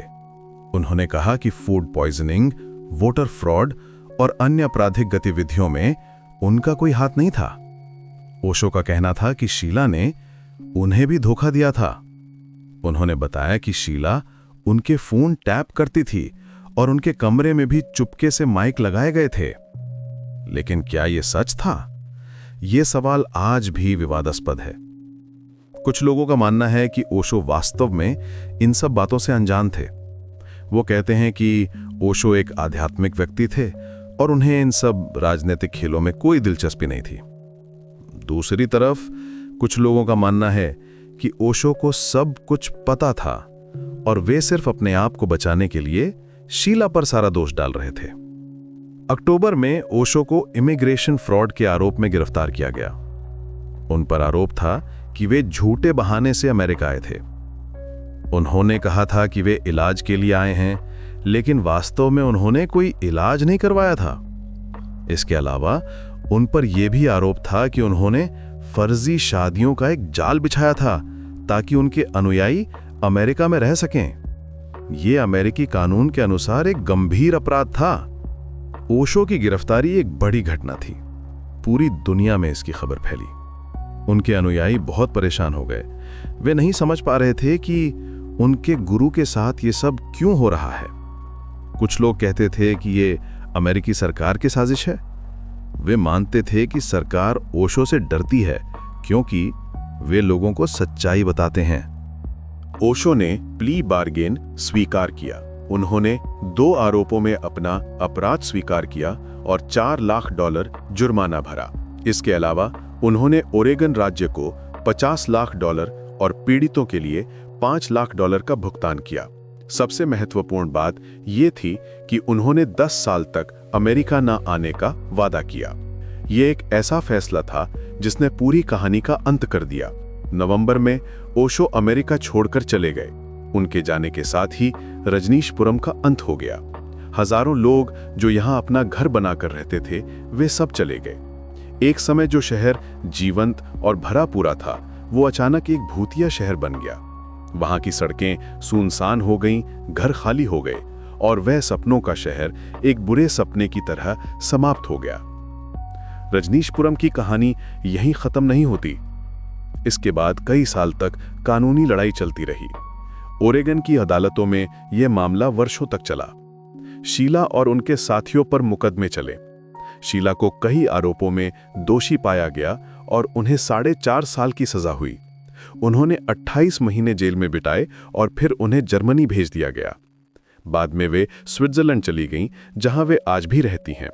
अंततः 1986 में अदालत ने फैसला दिया कि रजनीशपुरम का निगमीकरण राज्य के कृषि भूमि नियमों का उल्लंघन था।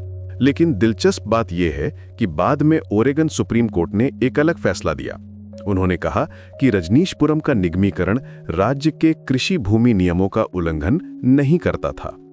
यह दिखाता है कि पूरा मामला कितना जटिल था। कानूनी तौर पर भी यह स्पष्ट नहीं था कि क्या सही था और क्या गलत। ओशो वापस भारत आ गए। पहले वे मुंबई गए, फिर 1987 में वापस पुणे आ गए। यहाँ उन्होंने अपना आश्रम फिर से शुरू किया, लेकिन अब वे पहले जैसे नहीं थे। अमेरिका का अनुभव उन्हें बदल चुका था। वे पहले से ज्यादा शांत लगते थे, लेकिन उनकी आंखों में एक अजीब सा दुख भी था। शायद वे समझ गए थे कि दुनिया उनके सपनों के लिए तैयार नहीं है। पुणे वापस आने के बाद ओशो ने अपनी शिक्षाओं में कुछ बदलाव किए।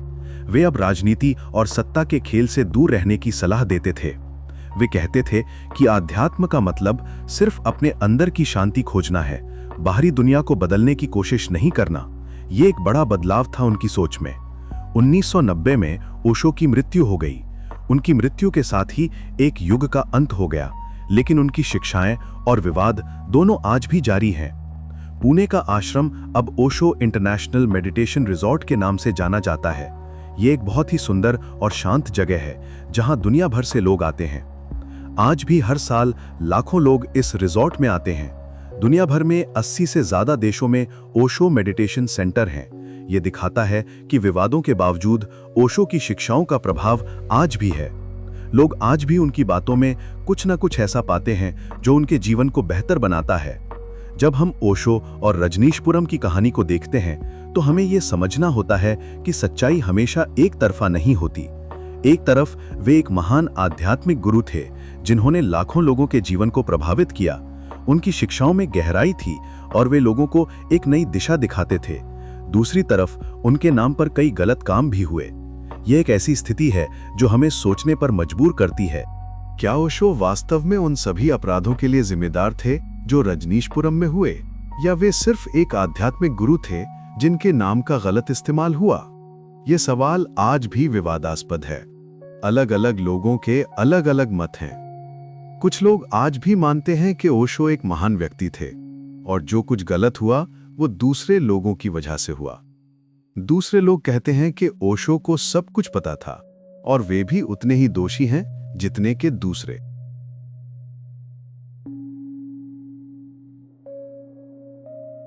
ओशो के गहरे दर्शन में मृत्यु एक शत्रु नहीं, बल्कि जीवन का सबसे बड़ा शिक्षक है। आज हम इस महान विचारक के उन विचारों की यात्रा करेंगे जो मृत्यु और अस्थायित्व के बारे में है। साथ ही हम उन आलोचनाओं को भी समझेंगे जो उनके विरुद्ध उठी, और अंत में उनके जीवन के अंतिम वर्षों की मौनता को महसूस करेंगे। मृत्यु के बारे में ओशो का दृष्टिकोण पारंपरिक सोच से बिल्कुल अलग था। वे कहते थे कि हम मृत्यु से इसलिए डरते हैं क्योंकि हमने जीना ही नहीं सीखा। जब आप पूरी तरह जीवित होते हैं तो मृत्यु एक सुंदर विश्राम बन जाती है। ये वैसा ही है जैसे दिन भर की मेहनत के बाद रात की गहरी नींद आती है। वे अक्सर कहते थे कि जो व्यक्ति सच में जिया है वो मृत्यु से नहीं डरता, बल्कि वो मृत्यु का स्वागत करता है, जैसे एक थका हुआ यात्री घर पहुंचकर आराम की तलाश करता है। ओशो के अनुसार मृत्यु का भय वास्तव में अहंकार का भय है।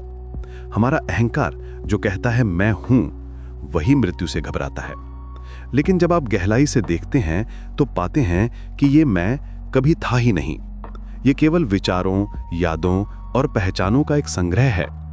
जब ये संग्रह बिखर जाता है तो जो शेष रह जाता है वो शुद्ध चेतना है, जो न कभी जन्मती है और न कभी मरती है।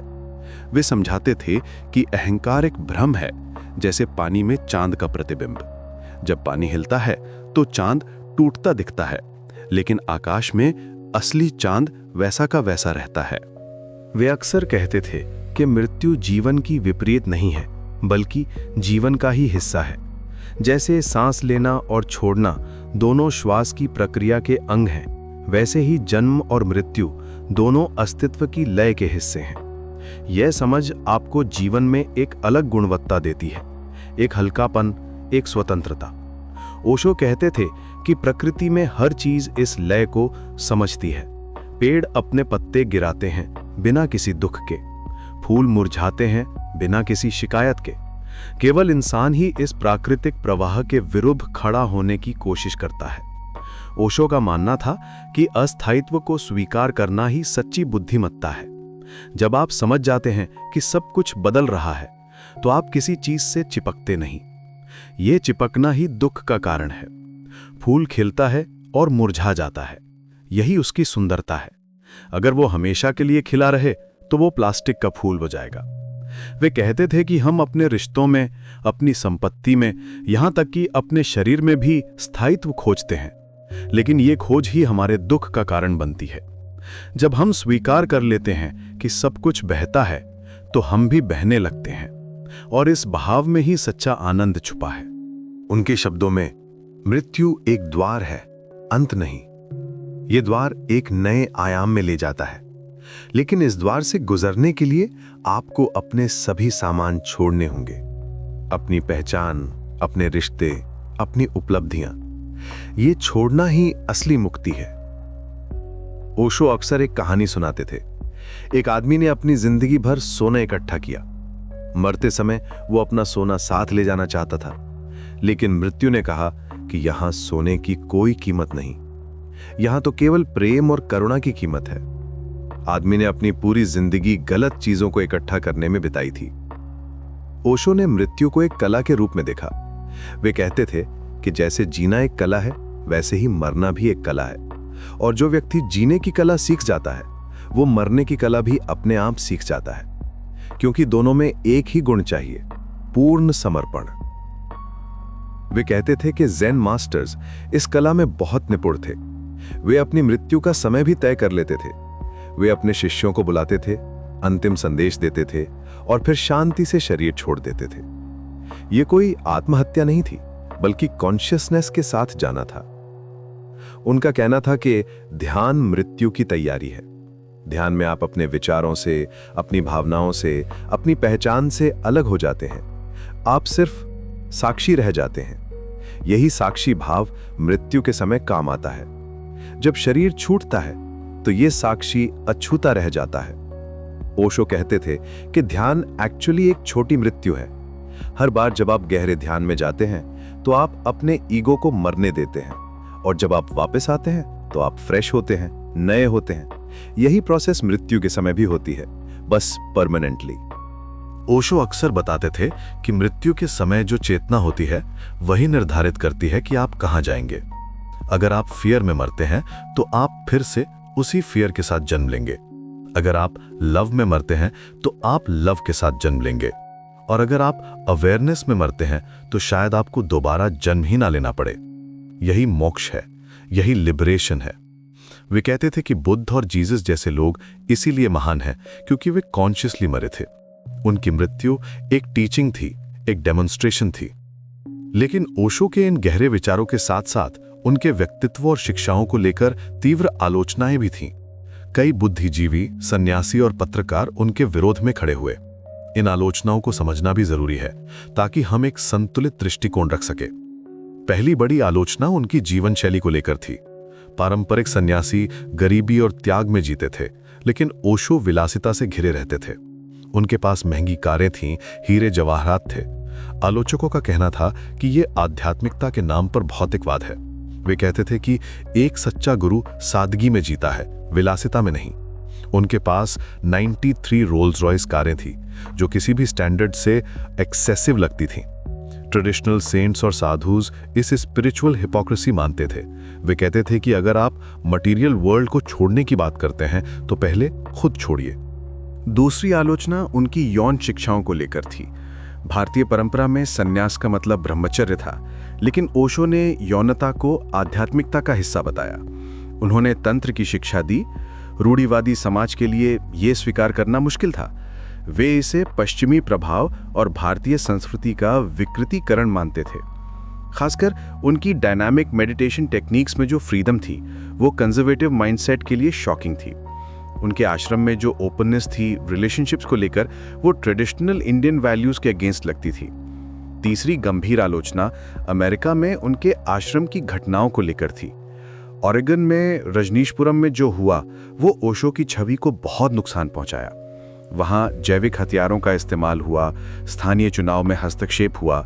हालांकि ओशो ने कहा कि ये सब उनकी सचिव मां आनंद शीला की करतूत थी, लेकिन लोगों के मन में संदेह बना रहा। 750 लोग फूड पॉइजनिंग से बीमार हुए थे, सैल्मोनेला बैक्टीरिया से। यह अमेरिका की हिस्ट्री में बायो टेररिज्म का पहला केस था। इससे ओशो मूवमेंट की क्रेडिबिलिटी को गंभीर नुकसान हुआ। कई पत्रकारों ने ओशो को एक चतुर व्यापारी के रूप में चित्रित किया। उनका कहना था कि वे आध्यात्मिकता के नाम पर एक बड़ा व्यवसाय चला रहे थे। उनके शिविरों की ऊंची फीस, महंगी किताबें और दान की मांग, ये सब व्यावसायिक लगता था। आलोचकों के अनुसार सच्ची आध्यात्मिकता मुफ्त होनी चाहिए। उनके थेरेपी ग्रुप्स की फीस हजारों डॉलर्स में थी। एक सिंपल मेडिटेशन कैंप के लिए भी सब्सटैंशियल अमाउंट पे करना पड़ता था। क्रिटिक्स कहते थे कि ये स्पिरिचुअलिटी को कमर्शलाइज करना है। भारतीय दर्शन के विद्वानों ने उन पर पारंपरिक शास्त्रों की गलत व्याख्या का आरोप लगाया। वे कहते थे कि ओशो ने वेदांत, बुद्ध धर्म और जैन धर्म की शिक्षाओं को अपनी सुविधा के अनुसार तोड़ मरोड़ कर पेश किया है। उनकी व्याख्याएं मूल ग्रंथों से मेल नहीं खातीं। ट्रेडिशनल स्कॉलर्स का कहना था कि ओशो ने एंशिएंट विजडम को मॉडर्न पैकेजिंग में बेचा है। उन्होंने कॉम्प्लेक्स फिलोसॉफिकल कॉन्सेप्ट्स को ओवर सिंप्लीफाई किया है। संस्कृत स्कॉलर्स विशेष रूप से नाराज थे क्योंकि ओशो ने क्लासिकल टेक्स्ट्स के मीनिंग्स को अपने अकॉर्डिंग मॉडिफाई कर दिया था। कई मनोवैज्ञानिकों ने ओशो के तरीकों को खतरनाक बताया। उनके डायनामिक मेडिटेशन और अन्य तकनीकों में लोग अपना मानसिक संतुलन खो देते थे। कुछ लोगों में मानसिक विकार भी देखे गए। आलोचकों का कहना था कि यह थेरेपी नहीं बल्कि माइंड मैनिपुलेशन है। उनकी टेक्निक्स में जो इमोशनल कथारसिस होता था, वो कभी-कभी साइकोलॉजिकल ब्रेकडाउन में बदल जाता था। प्रोफेशनल साइकोलॉजिस्ट्स का कहना था कि बिना प्रॉपर ट्रेनिंग के ऐसी इंटेंस मेथड्स यूज करना डेंजरस है। राजनीतिक स्तर पर भी ओशो विवादित थे। उन्होंने गांधी की आलोचना की, नेहरू को कमजोर बताया। उनके राजनीतिक विचार कई लोगों को अपमानजनक लगे। वे कहते थे कि ओशो एक विदेशी एजेंडा चला रहे हैं। उन्होंने इंडियन इंडिपेंडेंस मूवमेंट को भी क्रिटिसाइज किया था। गांधी के नॉन वायलेंस को वो वीकनेस मानते थे। ये बात नेशनलिस्ट सेंटिमेंट्स को हर्ट करती थी। पॉलिटिकल लीडर्स और इंटेलेक्चुअल्स को लगता था कि ओशो डेलिबरेटली इंडियन हीरोज को डिफेम कर रहे हैं। धार्मिक नेताओं ने उन्हें धर्म विरोधी करार दिया। उन्होंने सभी ऑर्गेनाइज्ड रिलीजन्स की आलोचना की थी। हिंदू, मुस्लिम, ईसाई सभी समुदायों के नेता उनसे नाराज थे। वे कहते थे कि ओशो लोगों को धर्म से भटका रहे हैं। रिलीजियस अथॉरिटीज का मानना था कि ओशो ट्रेडिशनल फेथ सिस्टम्स को अंडरमाइन कर रहे हैं। उन्होंने प्रीस्ट्स को भी क्रिटिसाइज किया था, जिससे रिलीजियस एस्टैब्लिशमेंट्स नाराज हो गए थे। कुछ पूर्व शिष्यों ने भी गंभीर आरोप लगाए। उन्होंने कहा कि आश्रम में शोषण होता था, लोगों को मानसिक रूप से प्रभावित किया जाता था। कुछ ने सेक्सुअल अब्यूज के भी आरोप लगाए। हालांकि ये आरोप कभी साबित नहीं हुए, लेकिन इनसे ओशो की छवि को नुकसान हुआ। एक्स डिसाइपल्स की टेस्टिमनीज में पावर अब्यूज और इमोशनल मैनिपुलेशन के केसेस मिले। कुछ लोगों ने कहा कि उन्हें अपनी प्रॉपर्टी डोनेट करने के लिए प्रेशर किया गया था।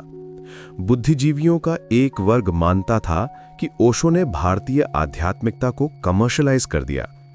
उन्होंने इसे एक प्रोडक्ट बना दिया जो पश्चिमी लोगों को बेचा जा सके। ये भारत की पवित्र परंपरा का अपमान था। एकेडमिक सर्कल्स में ओशो को स्पिरिचुअल एंटरप्रेन्योर माना जाता था। उनका कहना था कि ओशो ने एंशिएंट विजडम को मॉडर्न मार्केटिंग टेक्निक्स के साथ पैकेज किया है। ये ऑथेंटिक स्पिरिचुअलिटी नहीं बल्कि स्पिरिचुअल कंज्यूमरिज्म है। वेस्टर्न इंटेलेक्चुअल्स भी डिवाइडेड थे ओशो को लेकर। कुछ उन्हें रिवोल्यूशनरी थिंकर मानते थे, कुछ dangerous cult leader. European universities में ओशो पर रिसर्च हुई, लेकिन कंक्लूजन्स मिक्स्ड थे। कुछ स्कॉलर्स ने उनकी क्रिएटिविटी को अप्रिशिएट किया, कुछ ने उनकी मेथड्स को क्वेश्चनेबल बताया। मीडिया कवरेज भी मोस्टली नेगेटिव था, स्पेशली ऑरेगन इंसिडेंट के बाद। इन सभी आलोचनाओं के बावजूद ये भी सच है कि ओशो के लाखों अनुयायी थे जो उनसे गहरा प्रेम करते थे। वे कहते थे कि ओशो ने उनका जीवन बदल दिया, उन्हें सच्ची खुशी दी। ये विरोधाभास ओशो के व्यक्तित्व की जटिलता को दर्शाता है। उनके सपोर्टर्स का कहना था कि क्रिटिक्स ओशो को समझ नहीं पाए, उन्होंने सरफेस लेवल पर जजमेंट किया, डेप्थ में नहीं गए। Many people claimed life-changing experiences through Osho's teachings. अब आते हैं ओशो के अंतिम वर्षों पर। उनके जीवन का ये अध्याय बहुत ही मार्मिक और रहस्यमय है। अमेरिका से वापसी के बाद ओशो एक अलग इंसान लग रहे थे। वो चमक, वो ऊर्जा, वो जीवंतता कम हो गई थी। जो व्यक्ति कभी आवर्स तक बोल सकता था, अब वो कम बोलने लगा था। उनकी फिजिकल प्रेजेंस में भी एक फ्रिजिलिटी आ गई थी, लेकिन साथ ही एक अलग तरह की डेप्थ भी आई थी, जैसे वे किसी और डायमेंशन में मूव कर रहे हों। उन्होंने अपने अंतिम वर्षों में बहुत कम बोलना शुरू कर दिया था। जो व्यक्ति घंटों तक बोल सकता था, अब वो मौन में डूब रहा था। ये मौन कोई साधारण चुप्पी नहीं थी, ये एक गहरा, अर्थपूर्ण मौन था, जैसे वे शब्दों से परे की दुनिया में चले गए हों। उनके डिसाइपल्स बताते हैं कि ये साइलेंस भी बहुत कम्युनिकेटिव थी। वर्ड्स की जरूरत नहीं रह गई थी, उनकी मियर प्रेजेंस ही टीचिंग बन गई थी। ये वैसा ही था जैसे बुद्ध के अंतिम दिनों में हुआ था। उनके शिष्य बताते हैं कि इस दौरान ओशो की आंखों में एक अलग ही गहराई थी। वे कम बोलते थे, लेकिन जो भी कहते थे वो बहुत सारगर्भित होता था। उनकी उपस्थिति ही एक संदेश बन गई थी, शब्दों की जरूरत नहीं रह गई थी। उनकी आईज में एक अदरवर्ल्डली क्वालिटी आ गई थी, जैसे वो ऑलरेडी दूसरे प्लेन पर एग्जिस्ट कर रहे हों। मैनी डिसाइपल्स फेल्ट कि उनकी फिजिकल प्रेजेंस कम हो रही थी, लेकिन स्पिरिचुअल प्रेजेंस बढ़ रही थी। इस समय उनका स्वास्थ्य भी गिर रहा था। कई लोगों का मानना है कि अमेरिकन जेल में उन्हें जो ट्रीटमेंट मिला था, उसका असर उनके शरीर पर पड़ रहा था। वे कहते थे कि उन्हें धीमा जहर दिया गया था। हालांकि ये कभी साबित नहीं हुआ, लेकिन उनका शरीर तेजी से कमजोर हो रहा था। उनके पर्सनल फिजिशियन डॉक्टर अमृतो ने बताया था कि उनकी इम्यूनिटी सिस्टम सीवियरली कॉम्प्रोमाइज्ड हो गई थी। वे फ्रीक्वेंटली बीमार पड़ने लगे थे। उनका वेट भी ड्रामेटिकली कम हो गया था। उनके डिसाइपल्स में से कई को लगता था कि ओशो डेलिबरेटली अपने बॉडी को छोड़ने की प्रिपरेशन कर रहे हैं। वे अपनी पर्सनल बिलोंगिंग्स डिस्ट्रीब्यूट करने लगे थे। उन्होंने अपने रूम की अरेंजमेंट भी चेंज की थी, जैसे वो किसी जर्नी की तैयारी कर रहे हों। उनकी डेली रूटीन भी बदल गई थी। वे ज्यादा टाइम मेडिटेशन में स्पेंड करने लगे थे। ओशो ने अपने अंतिम दिनों में डेथ को लेकर जो बातें कहीं, वे बहुत ही प्रभावशाली थीं। वे कहते थे कि वे मरने के लिए तैयार हैं। उन्होंने कहा था, मैं जी चुका हूं, अब मरने का समय है। ये कोई निराशा नहीं थी, बल्कि एक पूर्णता का भाव था। उनके वर्ड्स में कोई रिग्रेट नहीं था, कोई फियर नहीं था, बल्कि एक एक्सेप्टेंस थी, एक रेडीनेस थी। जैसे कोई एक्टर अपना रोल पूरा करके स्टेज से एग्जिट करने को तैयार हो। उन्होंने अपने शिष्यों से कहा था कि वे उनकी मृत्यु को सेलिब्रेट करें, शोक न मनाएं। मृत्यु एक उत्सव है, एक मुक्ति है। ये वही संदेश था जो उन्होंने जीवन भर दिया था, लेकिन अब वे इसे जी रहे थे। उन्होंने स्पेसिफिकली कहा था कि उनकी डेथ को मॉर्निंग का ओकेजन ना बनाया जाए, बल्कि इसे सेलिब्रेशन की तरह ट्रीट किया जाए। ये इंस्ट्रक्शन बहुत यूनिक था, क्योंकि नॉर्मली गुरु की डेथ को बहुत सैड इवेंट माना जाता है। उनके अंतिम संदेश बहुत ही सरल और गहरे थे। वे कहते थे, लव, साइलेंस, सेलिब्रेशन, यही जीवन का सार है। उन्होंने कहा कि वे कोई धर्म नहीं छोड़ रहे, कोई संप्रदाय नहीं बना रहे, वे सिर्फ कॉन्शियसनेस का एक टेस्ट छोड़ रहे हैं। उनका मैसेज था कि इंस्टीट्यूशंस ना बनाए जाएं उनके नाम पर, बल्कि हर व्यक्ति को अपना इंडिविजुअल पाथ फॉलो करना चाहिए। यह बहुत रेवोल्यूशनरी था, क्योंकि यूजुअली स्पिरिचुअल लीडर्स अपने फॉलोअर्स को ऑर्गेनाइज करके जाते हैं। उनका अंतिम संदेश था कि हर व्यक्ति को अपना रास्ता खुद बनाना होगा। कोई गुरु, कोई शास्त्र आपको मुक्ति नहीं दे सकता। मुक्ति आपके भीतर है, आपको सिर्फ उसे पहचानना है। यानी ये मैसेज बहुत एम्पावरिंग था। उन्होंने कहा था कि डिपेंडेंसी स्पिरिचुअल ग्रोथ के लिए हार्मफुल है, हर व्यक्ति को अपना बुद्धा बनना होगा। ये था उनका फाइनल टीचिंग, कंप्लीट इंडिपेंडेंस। उनके अंतिम दिनों में एक इंटरेस्टिंग इंसिडेंट हुआ था। उन्होंने अपने डिसाइपल से कहा था कि कोई उन पर ब्लैक मैजिक कर रहा है। ये बहुत स्ट्रेंज लगा था क्योंकि ओशो नॉर्मली ऐसी बातों में बिलीव नहीं करते थे, लेकिन उनकी कंडीशन देखकर लगता था कि वे कुछ अनयूजुअल एक्सपीरियंस कर रहे थे। कुछ डिसाइपल्स को लगा कि ये उनकी डिटीरियोरेटिंग हेल्थ का साइकोलॉजिकल इफेक्ट था। जनवरी 1990 में जब ओशो ने शरीर छोड़ा तो उनके चेहरे पर एक अजीब शांति थी, जैसे वे किसी लंबी यात्रा से घर लौट रहे हों। उनके शिष्यों ने बताया कि अंतिम सांस तक वे पूरी तरह अवेयर थे, पूरी तरह प्रेजेंट थे। उनकी डेथ एग्जैक्टली वैसी थी जैसी वे हमेशा डिस्क्राइब करते थे, कॉन्शियस, पीसफुल और वॉलंटरी। उनके डॉक्टर अमृतो ने बताया कि जब उन्होंने कहा I think this is it, तो ओशो ने सिंपली नॉड किया और आईज बंद कर ली। उनकी डेथ के बाद जो मैसेज पढ़ा गया वो बहुत मूविंग था। उन्होंने कहा था, I am leaving this tortured body because it has become hello for me. My presence would now be greater here. Don't cry for me. My presence will always be with you. ये message उनकी philosophy का perfect reflection था। उन्होंने physical suffering को acknowledge किया, लेकिन साथ ही ये भी कहा कि कॉन्शियसनेस इटर्नल है। ओशो की मृत्यु उनकी शिक्षाओं का प्रैक्टिकल डेमोन्स्ट्रेशन थी। उन्होंने दिखाया कि कैसे कॉन्शियसनेस से मरा जा सकता है, कैसे मृत्यु को एक सेलिब्रेशन बनाया जा सकता है। ये उनका अंतिम उपहार था अपने शिष्यों को। उनकी डेथ में कोई ड्रामा नहीं था, कोई स्ट्रगल नहीं था, बस एक जेंटल ट्रांजिशन था एक स्टेट से दूसरी स्टेट में। उनके क्रीमेशन के टाइम पर हजारों डिसाइपल्स गैदर हुए थे, लेकिन एटमॉस्फेयर मॉर्निंग का नहीं था, बल्कि एक स्ट्रेंज सेलिब्रेशन का था। लोग रो भी रहे थे और स्माइल भी कर रहे थे।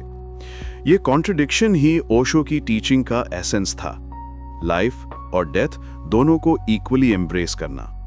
आज उनकी मृत्यु के इतने वर्षों बाद ओशो का प्रभाव अभी भी महसूस किया जा सकता है। उनकी किताबें अभी भी पढ़ी जाती हैं, उनके विचार अभी भी लोगों को प्रभावित करते हैं।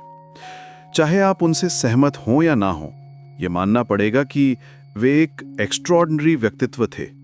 उनका पुणे आश्रम अभी भी एक्टिव है। हजारों लोग वहां आते हैं मेडिटेशन सीखने के लिए। उनकी टेक्निक्स अभी भी प्रैक्टिस की जाती हैं वर्ल्ड वाइड। उनकी विरासत जटिल है।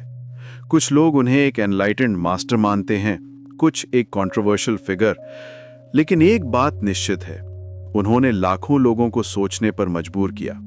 उन्होंने एस्टैब्लिश्ड आइडियाज को चैलेंज किया, उन्होंने कंफर्टेबल अजम्पशंस को डिस्टर्ब किया। यही शायद किसी भी ट्रू टीचर का फंक्शन होता है। मृत्यु के बारे में उनकी शिक्षाएं आज भी रेलेवेंट हैं, एक ऐसे समय में जब लोग मृत्यु से बचने की कोशिश में अपना पूरा जीवन बिता देते हैं। ओशो का संदेश है कि मृत्यु को स्वीकार करना ही सच्चा जीवन है। जब आप मृत्यु से डरना छोड़ देते हैं, तब आप वास्तव में जीना शुरू करते हैं। मॉडर्न साइकोलॉजी भी इस बात को रिकॉग्नाइज करता है कि डेथ एंजाइटी बहुत सारी साइकोलॉजिकल प्रॉब्लम्स की रूट में है। आज के टाइम में जब मेडिकल साइंस डेथ को डिफीट करने की कोशिश कर रही है, ओशो का पर्सपेक्टिव बहुत रेलेवेंट हो जाता है। वे कहते थे कि डेथ को एनिमी मानना ही गलत अप्रोच है, डेथ को फ्रेंड मानना चाहिए। यह पर्सपेक्टिव लाइफ की क्वालिटी को ड्रामेटिकली इंप्रूव कर सकता है। जब आप डेथ को एक्सेप्ट कर लेते हैं, तो आप प्रेजेंट मोमेंट को पूरी इंटेंसिटी के साथ जी सकते हैं। दोस्तों, ओशो की कहानी हमें यह सिखाती है कि सच्चाई हमेशा कॉम्प्लेक्स होती है।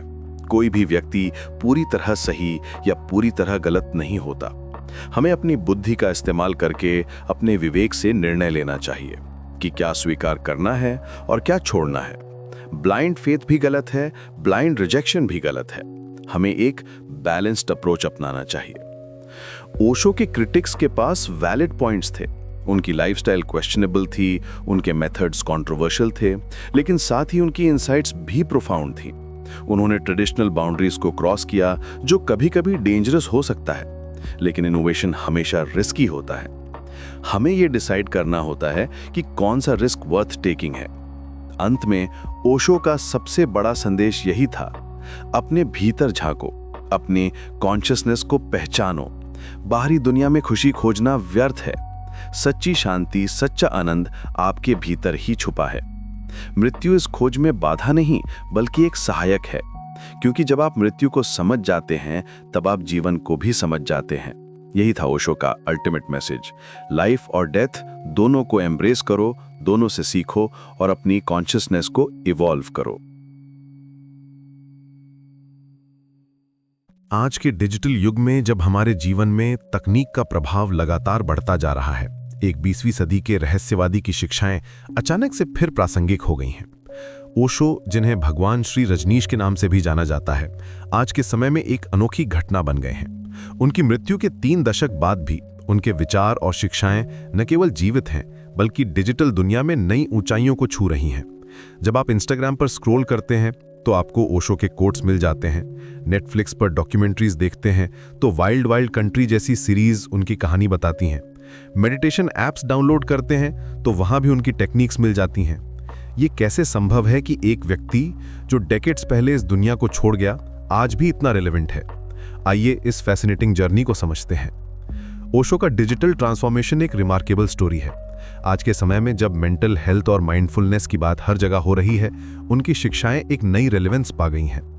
आई ओशो जैसे ऐप्स मिलियंस ऑफ डाउनलोड्स पा रहे हैं, जहां लोग डेली मेडिटेशन और माइंडफुलनेस प्रैक्टिसेस कर रहे हैं। ये ऐप 17 की मेडिटेशंस ऑफर करता है, जो स्पेसिफिकली कंटेम्प्रेरी पीपल के लिए डिजाइन किए गए हैं। ये ऐप की सक्सेस की कहानी अपने आप में फैसिनेटिंग है। जब आप इसे डाउनलोड करते हैं तो आप पाते हैं कि ये ट्रेडिशनल मेडिटेशन ऐप से बिल्कुल अलग है। यहाँ आपको सिटिंग मेडिटेशन के लिए फोर्स नहीं किया जाता, बल्कि आपको एक्टिव मेडिटेशंस के थ्रू अपनी एक्यूमुलेटेड स्ट्रेस और टेंशन्स को रिलीज करने का मौका मिलता है। ये अप्रोच एग्जैक्टली वही है जिसकी आज के टाइम में जरूरत है।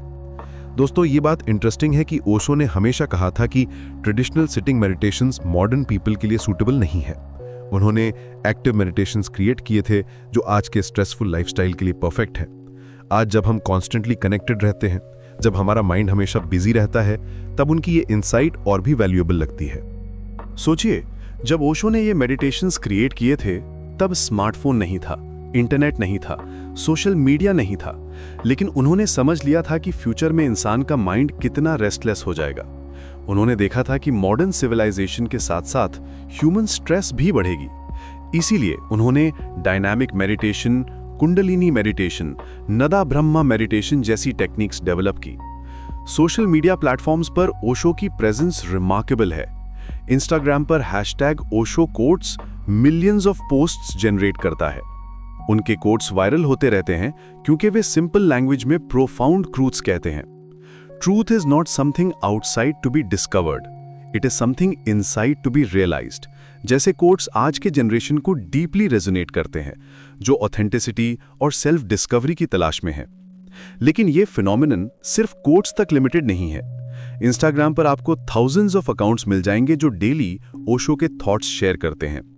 यंग इन्फ्लुएंसर्स से लेकर स्पिरिचुअल टीचर्स तक सभी ओशो के विजडम को अपने कंटेंट में इनकॉर्पोरेट कर रहे हैं। ये इंटरेस्टिंग है कि कैसे एक पर्सन की टीचिंग्स इतने सारे डिफरेंट वॉइसेस के थ्रू एको हो रही हैं। फेसबुक पर भी ओशो के डेडिकेटेड ग्रुप्स हैं जहां लाखों लोग कनेक्टेड हैं। यहां लोग अपने मेडिटेशन एक्सपीरियंसेस शेयर करते हैं, ओशो की बुक्स के पैसेजेस डिस्कस करते हैं और एक दूसरे को स्पिरिचुअल जर्नी में सपोर्ट करते हैं। ये एक ग्लोबल कम्युनिटी बन गई है जो फिजिकल बाउंड्रीज को क्रॉस करती है। नेटफ्लिक्स की डॉक्यूमेंट्री वाइल्ड कंट्री ने ओशो को एक नई ऑडियंस के सामने प्रेजेंट किया। ये 6 पार्ट सीरीज ने ऑरेगन में रजनीशपुरम कम्युनिटी की कंट्रोवर्शियल स्टोरी बताई, लेकिन साथ ही ओशो के टीचिंग्स की एक ग्लिम्स भी दी। इस डॉक्यूमेंट्री ने एमी अवार्ड जीता और मिलियंस ऑफ व्यूअर्स को ओशो के बारे में जानने के लिए क्यूरियस बनाया। ये डॉक्यूमेंट्री का इंपैक्ट कितना प्रोफाउंड था, इसका अंदाजा इस बात से लगाया जा सकता है कि इसकी रिलीज के बाद ओशो की बुक्स की सेल्स ड्रामेटिकली बढ़ गईं। पुणे में ओशो इंटरनेशनल मेडिटेशन रिजॉर्ट में विजिटर्स की संख्या भी इंक्रीज हुई। लोग जो पहले ओशो के बारे में नहीं जानते थे, वे भी उनकी टीचिंग्स को एक्सप्लोर करने लगे। लेकिन ये डॉक्यूमेंट्री ने एक कॉम्प्लेक्स पिक्चर भी प्रेजेंट किया। ये सिर्फ ओशो की टीचिंग्स को ग्लोरीफाई नहीं करती, बल्कि उस टाइम के कंट्रोवर्सीज को भी ऑनेस्टली शो करती है। ये बैलेंस्ड अप्रोच ने एक्चुअली ओशो की क्रेडिबिलिटी को बढ़ाया, क्योंकि लोगों को लगा कि यहाँ कुछ हाइड नहीं किया जा रहा। ट्रूथ को फेस करने की ओशो की ओन फिलॉसफी के अकॉर्डिंग ये ट्रांसपेरेंसी इंपॉर्टेंट था। इस डॉक्यूमेंट्री के बाद नेटफ्लिक्स ने एक और प्रोजेक्ट भी लॉन्च किया, सर्चिंग फॉर शीला, जो मां आनंद शीला के पर्सपेक्टिव को एक्सप्लोर करती है। ये शोज करता है कि ओशो की स्टोरी में अभी भी बहुत सारे लेयर्स हैं जिन्हें अंडरस्टैंड करना जरूरी है। लेकिन इस सारे डिजिटल नॉइज के बीच ओशो की कोर टीचिंग्स क्या हैं? उनका मुख्य मैसेज अवेयरनेस, प्लेफुलनेस और इनर फ्रीडम के अराउंड रिवॉल्व करता है। वे कहते थे कि मेडिटेशन कोई सेपरेट एक्टिविटी नहीं है, बल्कि एक वे ऑफ लिविंग है। जो भी आप कर रहे हैं उसे कॉन्शियसली करें, मैकेनिकली नहीं। अवेयरनेस के बारे में ओशो का अप्रोच बहुत प्रैक्टिकल था। वे कहते थे कि चाहे आप वॉकिंग कर रहे हों, ब्रीदिंग कर रहे हों या कोई भी डेली एक्टिविटी कर रहे हों, बस उसे कॉन्शियसली करें। ये मेडिटेशन है। आपको किसी स्पेशल पोस्चर में बैठने की जरूरत नहीं है, किसी टेम्पल जाने की जरूरत नहीं है। आपका पूरा जीवन मेडिटेशन बन सकता है। ये कॉन्सेप्ट आज के बिजी लाइफस्टाइल में कितना प्रैक्टिकल है, इसका अंदाजा लगाइए। आप ऑफिस में काम कर रहे हैं तो कॉन्शियसली टाइप करिए। आप खाना खा रहे हैं तो टेस्ट को फील करिए। आप किसी से बात कर रहे हैं तो फुली प्रेजेंट रहिए। ये सिंपल लगता है, लेकिन जब आप एक्चुअली प्रैक्टिस करते हैं तो पाते हैं कि ये कितना ट्रांसफॉर्मेटिव है। ओशो कहते थे कि अवेयरनेस का मतलब ये नहीं है कि आप अपने थॉट्स को स्टॉप कर दें। अवेयरनेस का मतलब है कि आप अपने थॉट्स को ऑब्जर्व करें, उनके साथ आइडेंटिफाई ना करें। आप एक विटनेस बन जाएं, पार्टिसिपेंट नहीं। ये सटल डिफरेंस है, लेकिन बहुत इंपॉर्टेंट है। प्लेफुलनेस ओशो की टीचिंग्स का एक और इंपॉर्टेंट एस्पेक्ट है। वे कहते थे कि एग्जिस्टेंस सेलिब्रेटिंग कर रहा है। ट्रीज सीरियस नहीं हैं, बर्ड्स सीरियस नहीं हैं, रिवर्स और ओशंस वाइल्ड हैं और हर जगह फन है, जॉय है, डिलाइट है। हमें भी इस सेलिब्रेशन में पार्टिसिपेट करना चाहिए। मॉडर्न लाइफ में जहां हम कॉन्स्टेंटली स्ट्रेस्ड रहते हैं, ये मैसेज पर्टिकुलरली रेलेवेंट है। ये प्लेफुलनेस का कॉन्सेप्ट अक्सर मिसअंडरस्टूड हो जाता है। लोग सोचते हैं कि इसका मतलब इररिस्पॉन्सिबल होना है या अपनी ड्यूटीज को इग्नोर करना है, लेकिन ओशो का मतलब ये नहीं था। वे कहते थे कि आप अपनी रिस्पॉन्सिबिलिटीज को पूरी तरह से फुलफिल करें, लेकिन उन्हें बर्डन की तरह ना लें, उन्हें प्ले की तरह अप्रोच करें। जब आप अपने वर्क को प्ले की तरह अप्रोच करते हैं तो आपकी क्रिएटिविटी बढ़ती है, आपका स्ट्रेस कम होता है और आपकी एफिशिएंसी भी इंप्रूव होती है। ये कोई थ्योरेटिकल कॉन्सेप्ट नहीं है, बल्कि प्रैक्टिकल विजडम है, जिसे आज के कॉर्पोरेट वर्ल्ड में भी अप्लाई किया जा रहा है। इनर फ्रीडम के कॉन्सेप्ट को ओशो ने बहुत ब्यूटीफुली एक्सप्लेन किया था। वे कहते थे कि आप अपनी फीलिंग्स के लिए खुद रिस्पॉन्सिबल हैं। कोई और आपको एंग्री नहीं बना सकता, कोई और आपको हैप्पी नहीं बना सकता। ये रियलाइजेशन आज के टाइम में, जब हम कॉन्स्टेंटली अदर्स के रिएक्शंस और ओपिनियन से अफेक्टेड होते रहते हैं, बहुत पावरफुल है। ये इनर फ्रीडम का कॉन्सेप्ट डीपली लिबरेटिंग है। जब आप रियलाइज करते हैं कि आपकी हैप्पीनेस आपके ओन हैंड्स में है, तो आप विक्टिम मेंटालिटी से बाहर निकल जाते हैं। आप अपनी लाइफ की रिस्पॉन्सिबिलिटी ले लेते हैं। ये एम्पावरमेंट का हाईएस्ट फॉर्म है। ओशो कहते थे कि फ्रीडम का मतलब ये नहीं है कि आप जो चाहें वो करें। फ्रीडम का मतलब है कि आप कॉन्शियसली चूज करें कि आपको क्या करना है। ये चॉइस कॉन्शियसनेस से आनी चाहिए, इम्पल्स से नहीं। ओशो का कहना था कि इंटेलिजेंस डेंजरस है, क्योंकि ये आपको इंडिपेंडेंटली थिंक करने पर फोर्स करती है। आप स्क्रिप्चर्स पर ब्लाइंड फेथ नहीं करेंगे, बल्कि अपने एक्सपीरियंस पर ट्रस्ट करेंगे। आज के इंफॉर्मेशन एज में, जहां हमें कॉन्स्टेंटली डिफरेंट सोर्सेज से कॉन्फ्लिक्टिंग इंफॉर्मेशन मिलती रहती है, ये अप्रोच बहुत वैल्यूएबल है। ये इंडिपेंडेंट थिंकिंग का कॉन्सेप्ट आज के टाइम में और भी रेलेवेंट हो गया है। सोशल मीडिया पर हर दिन हजारों ओपिनियंस, फैक्ट्स और थियरीज सर्कुलेट होती रहती हैं। कैसे डिसाइड करें कि क्या ट्रू है और क्या फॉल्स है? ओशो कहते थे कि अपने ओन एक्सपीरियंस को प्रायोरिटी दें। अगर कोई चीज़ आपके एक्सपीरियंस में ट्रू फील करती है तो उसे एक्सेप्ट करें, अदरवाइज डाउट करते रहें। लेकिन ये डाउट नेगेटिव नहीं है, ये साइंटिफिक डाउट है जो ट्रुथ की तलाश में हेल्प करती है। ओशो कहते थे कि डाउट और फेथ दोनों जरूरी हैं। डाउट आपको सर्च करने के लिए मोटिवेट करती है और जब आप ट्रुथ फाइंड कर लेते हैं तो फेथ ऑटोमेटिकली आ जाती है। क्रिएटिविटी के बारे में ओशो का पर्सपेक्टिव भी यूनिक था। वे कहते थे कि creativity is the greatest rebellion in existence. आज के टाइम में जब हम सभी कुछ ना कुछ क्रिएट करने की कोशिश कर रहे हैं, चाहे वो कंटेंट हो, आर्ट हो या कोई बिजनेस आइडिया हो, ये मैसेज इंस्पायरिंग है। ओशो के अकॉर्डिंग हर इंसान इनहेरेंटली क्रिएटिव है। प्रॉब्लम यह है कि सोसाइटी हमारी क्रिएटिविटी को सप्रेस कर देती है। हमें बताया जाता है कि कुछ स्पेसिफिक वेज में बिहेव करना है, कुछ स्पेसिफिक पैटर्न्स फॉलो करने हैं। ये कंडीशनिंग हमारी नेचुरल क्रिएटिविटी को किल कर देती है। लेकिन जब आप मेडिटेशन के थ्रू अवेयरनेस डेवलप करते हैं तो आप इन कंडीशनिंग से फ्री हो जाते हैं। आपकी नेचुरल क्रिएटिविटी फिर से इमर्ज होने लगती है। आप ओरिजिनल थॉट्स थिंक करने लगते हैं, ओरिजिनल सॉल्यूशंस फाइंड करने लगते हैं। मॉडर्न मेडिटेशन सेंटर्स में भी ओशो की इन्फ्लुएंस क्लियरली विजिबल है। पुणे में ओशो इंटरनेशनल मेडिटेशन रिजॉर्ट आज भी थाउजेंड्स ऑफ विजिटर्स अट्रैक्ट करता है। लेकिन अब ये इन्फ्लुएंस ग्लोबली स्प्रेड हो गई है। वर्ल्ड भर में मेडिटेशन सेंटर्स ओशो की टेक्निक्स यूज कर रहे हैं, उनकी अप्रोच को अडैप्ट कर रहे हैं। ये ग्लोबल स्प्रेड कैसे पॉसिबल हुई? इसकी एक बड़ी वजह यह है कि ओशो की टीचिंग्स कल्चरली न्यूट्रल हैं। वे किसी स्पेसिफिक रिलीजन या ट्रेडिशन को प्रमोट नहीं करती। वे यूनिवर्सल प्रिंसिपल्स पर बेस्ड हैं जो किसी भी कल्चर में अप्लाई हो सकती हैं। आज आपको न्यूयॉर्क से लेकर टोक्यो तक, लंदन से लेकर सिडनी तक हर जगह मेडिटेशन सेंटर्स मिल जाएंगे जो ओशो की टेक्निक्स यूज करते हैं। ये कोई ऑर्गेनाइज्ड मूवमेंट नहीं है, बल्कि ऑर्गेनिक ग्रोथ है जो ओशो की टीचिंग्स की यूनिवर्सल अपील को शो करती है। डिजिटल प्लेटफॉर्म्स ने ओशो की टीचिंग्स को डेमोक्रेटाइज कर दिया है। पहले आपको पुणे जाना पड़ता था या कोई स्पेसिफिक सेंटर फाइंड करना पड़ता था। अब आप घर बैठे अपने फोन पर ही उनकी टॉक सुन सकते हैं, मेडिटेशंस कर सकते हैं। ओशो प्ली जैसे प्लेटफॉर्म्स पर हंड्रेड्स ऑफ टॉक्स अवेलेबल हैं, इंग्लिश और हिंदी दोनों में। ये डेमोक्रेटाइजेशन बहुत सिग्निफिकेंट है। अब ओशो की टीचिंग्स सिर्फ प्रिविलेज्ड फ्यू के लिए नहीं है, बल्कि एनीवन हु इज इंटरेस्टेड उन तक एक्सेस कर सकता है। यह एग्जैक्टली वही था जो ओशो चाहते थे कि स्पिरिचुअल विजडम सभी के लिए अवेलेबल हो। ओशो प्ले प्लेटफॉर्म पर आपको क्यूरेटेड प्लेलिस्ट्स मिलती हैं डिफरेंट टॉपिक्स पर, लव पर, मेडिटेशन पर, अवेलनेस पर, क्रिएटिविटी पर।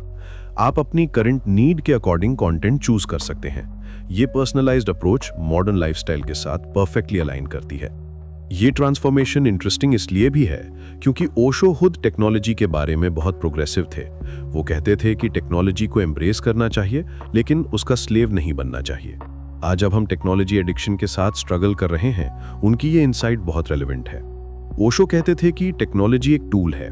अगर आप कॉन्शियसली यूज करते हैं तो ये आपकी लाइफ को एनहांस कर सकती है, लेकिन अगर आप अनकॉन्शियसली यूज करते हैं तो ये आपको स्लेव बना देती है। ये डिस्टिंक्शन आज के टाइम में बहुत इंपॉर्टेंट है। मेंटल हेल्थ के कॉन्टेक्स्ट में भी ओशो की टीचिंग्स का ग्रोइंग रेलेवेंस है। ट्रेडिशनल थेरेपी के साथ साथ लोग ऑल्टरनेटिव अप्रोचेस भी एक्सप्लोर कर रहे हैं। माइंडफुलनेस बेस्ड थेरेपीज में ओशो के कॉन्सेप्ट्स का इन्फ्लुएंस क्लियरली देखा जा सकता है। उनका emphasis on present moment awareness, on accepting yourself as you are, ये सब मॉडर्न साइकोलॉजी में भी इंपॉर्टेंट एलिमेंट्स हैं। ये इंटरेस्टिंग है कि ओशो ने थेरेपी और मेडिटेशन के बीच एक ब्रिज क्रिएट किया था। उन्होंने समझा था कि मॉडर्न पीपल को पहले अपने साइकोलॉजिकल इश्यूज को एड्रेस करना होगा, तब वे डीपर स्पिरिचुअल एक्सपीरियंसेस के लिए रेडी हो सकेंगे। उन्होंने थेरेपी ग्रुप्स इंट्रोड्यूस किए थे जो वेस्टर्न साइकोलॉजी की टेक्निक्स को ईस्टर्न मेडिटेशन के साथ कंबाइन करती थी। ये अप्रोच आज भी बहुत सारे होलिस्टिक हीलिंग सेंटर्स में यूज होती है। लेकिन इस सारी पॉपुलैरिटी के साथ एक चैलेंज भी है। ओशो की टीचिंग्स को ऑफन ओवर सिंप्लीफाई कर दिया जाता है। सोशल मीडिया कोट्स में उनके कॉम्प्लेक्स फिलॉसफी को रिड्यूस कर दिया जाता है। ये इंपॉर्टेंट है कि हम सरफेस लेवल पर ना रुकें, बल्कि डीपर अंडरस्टैंडिंग डेवलप करें।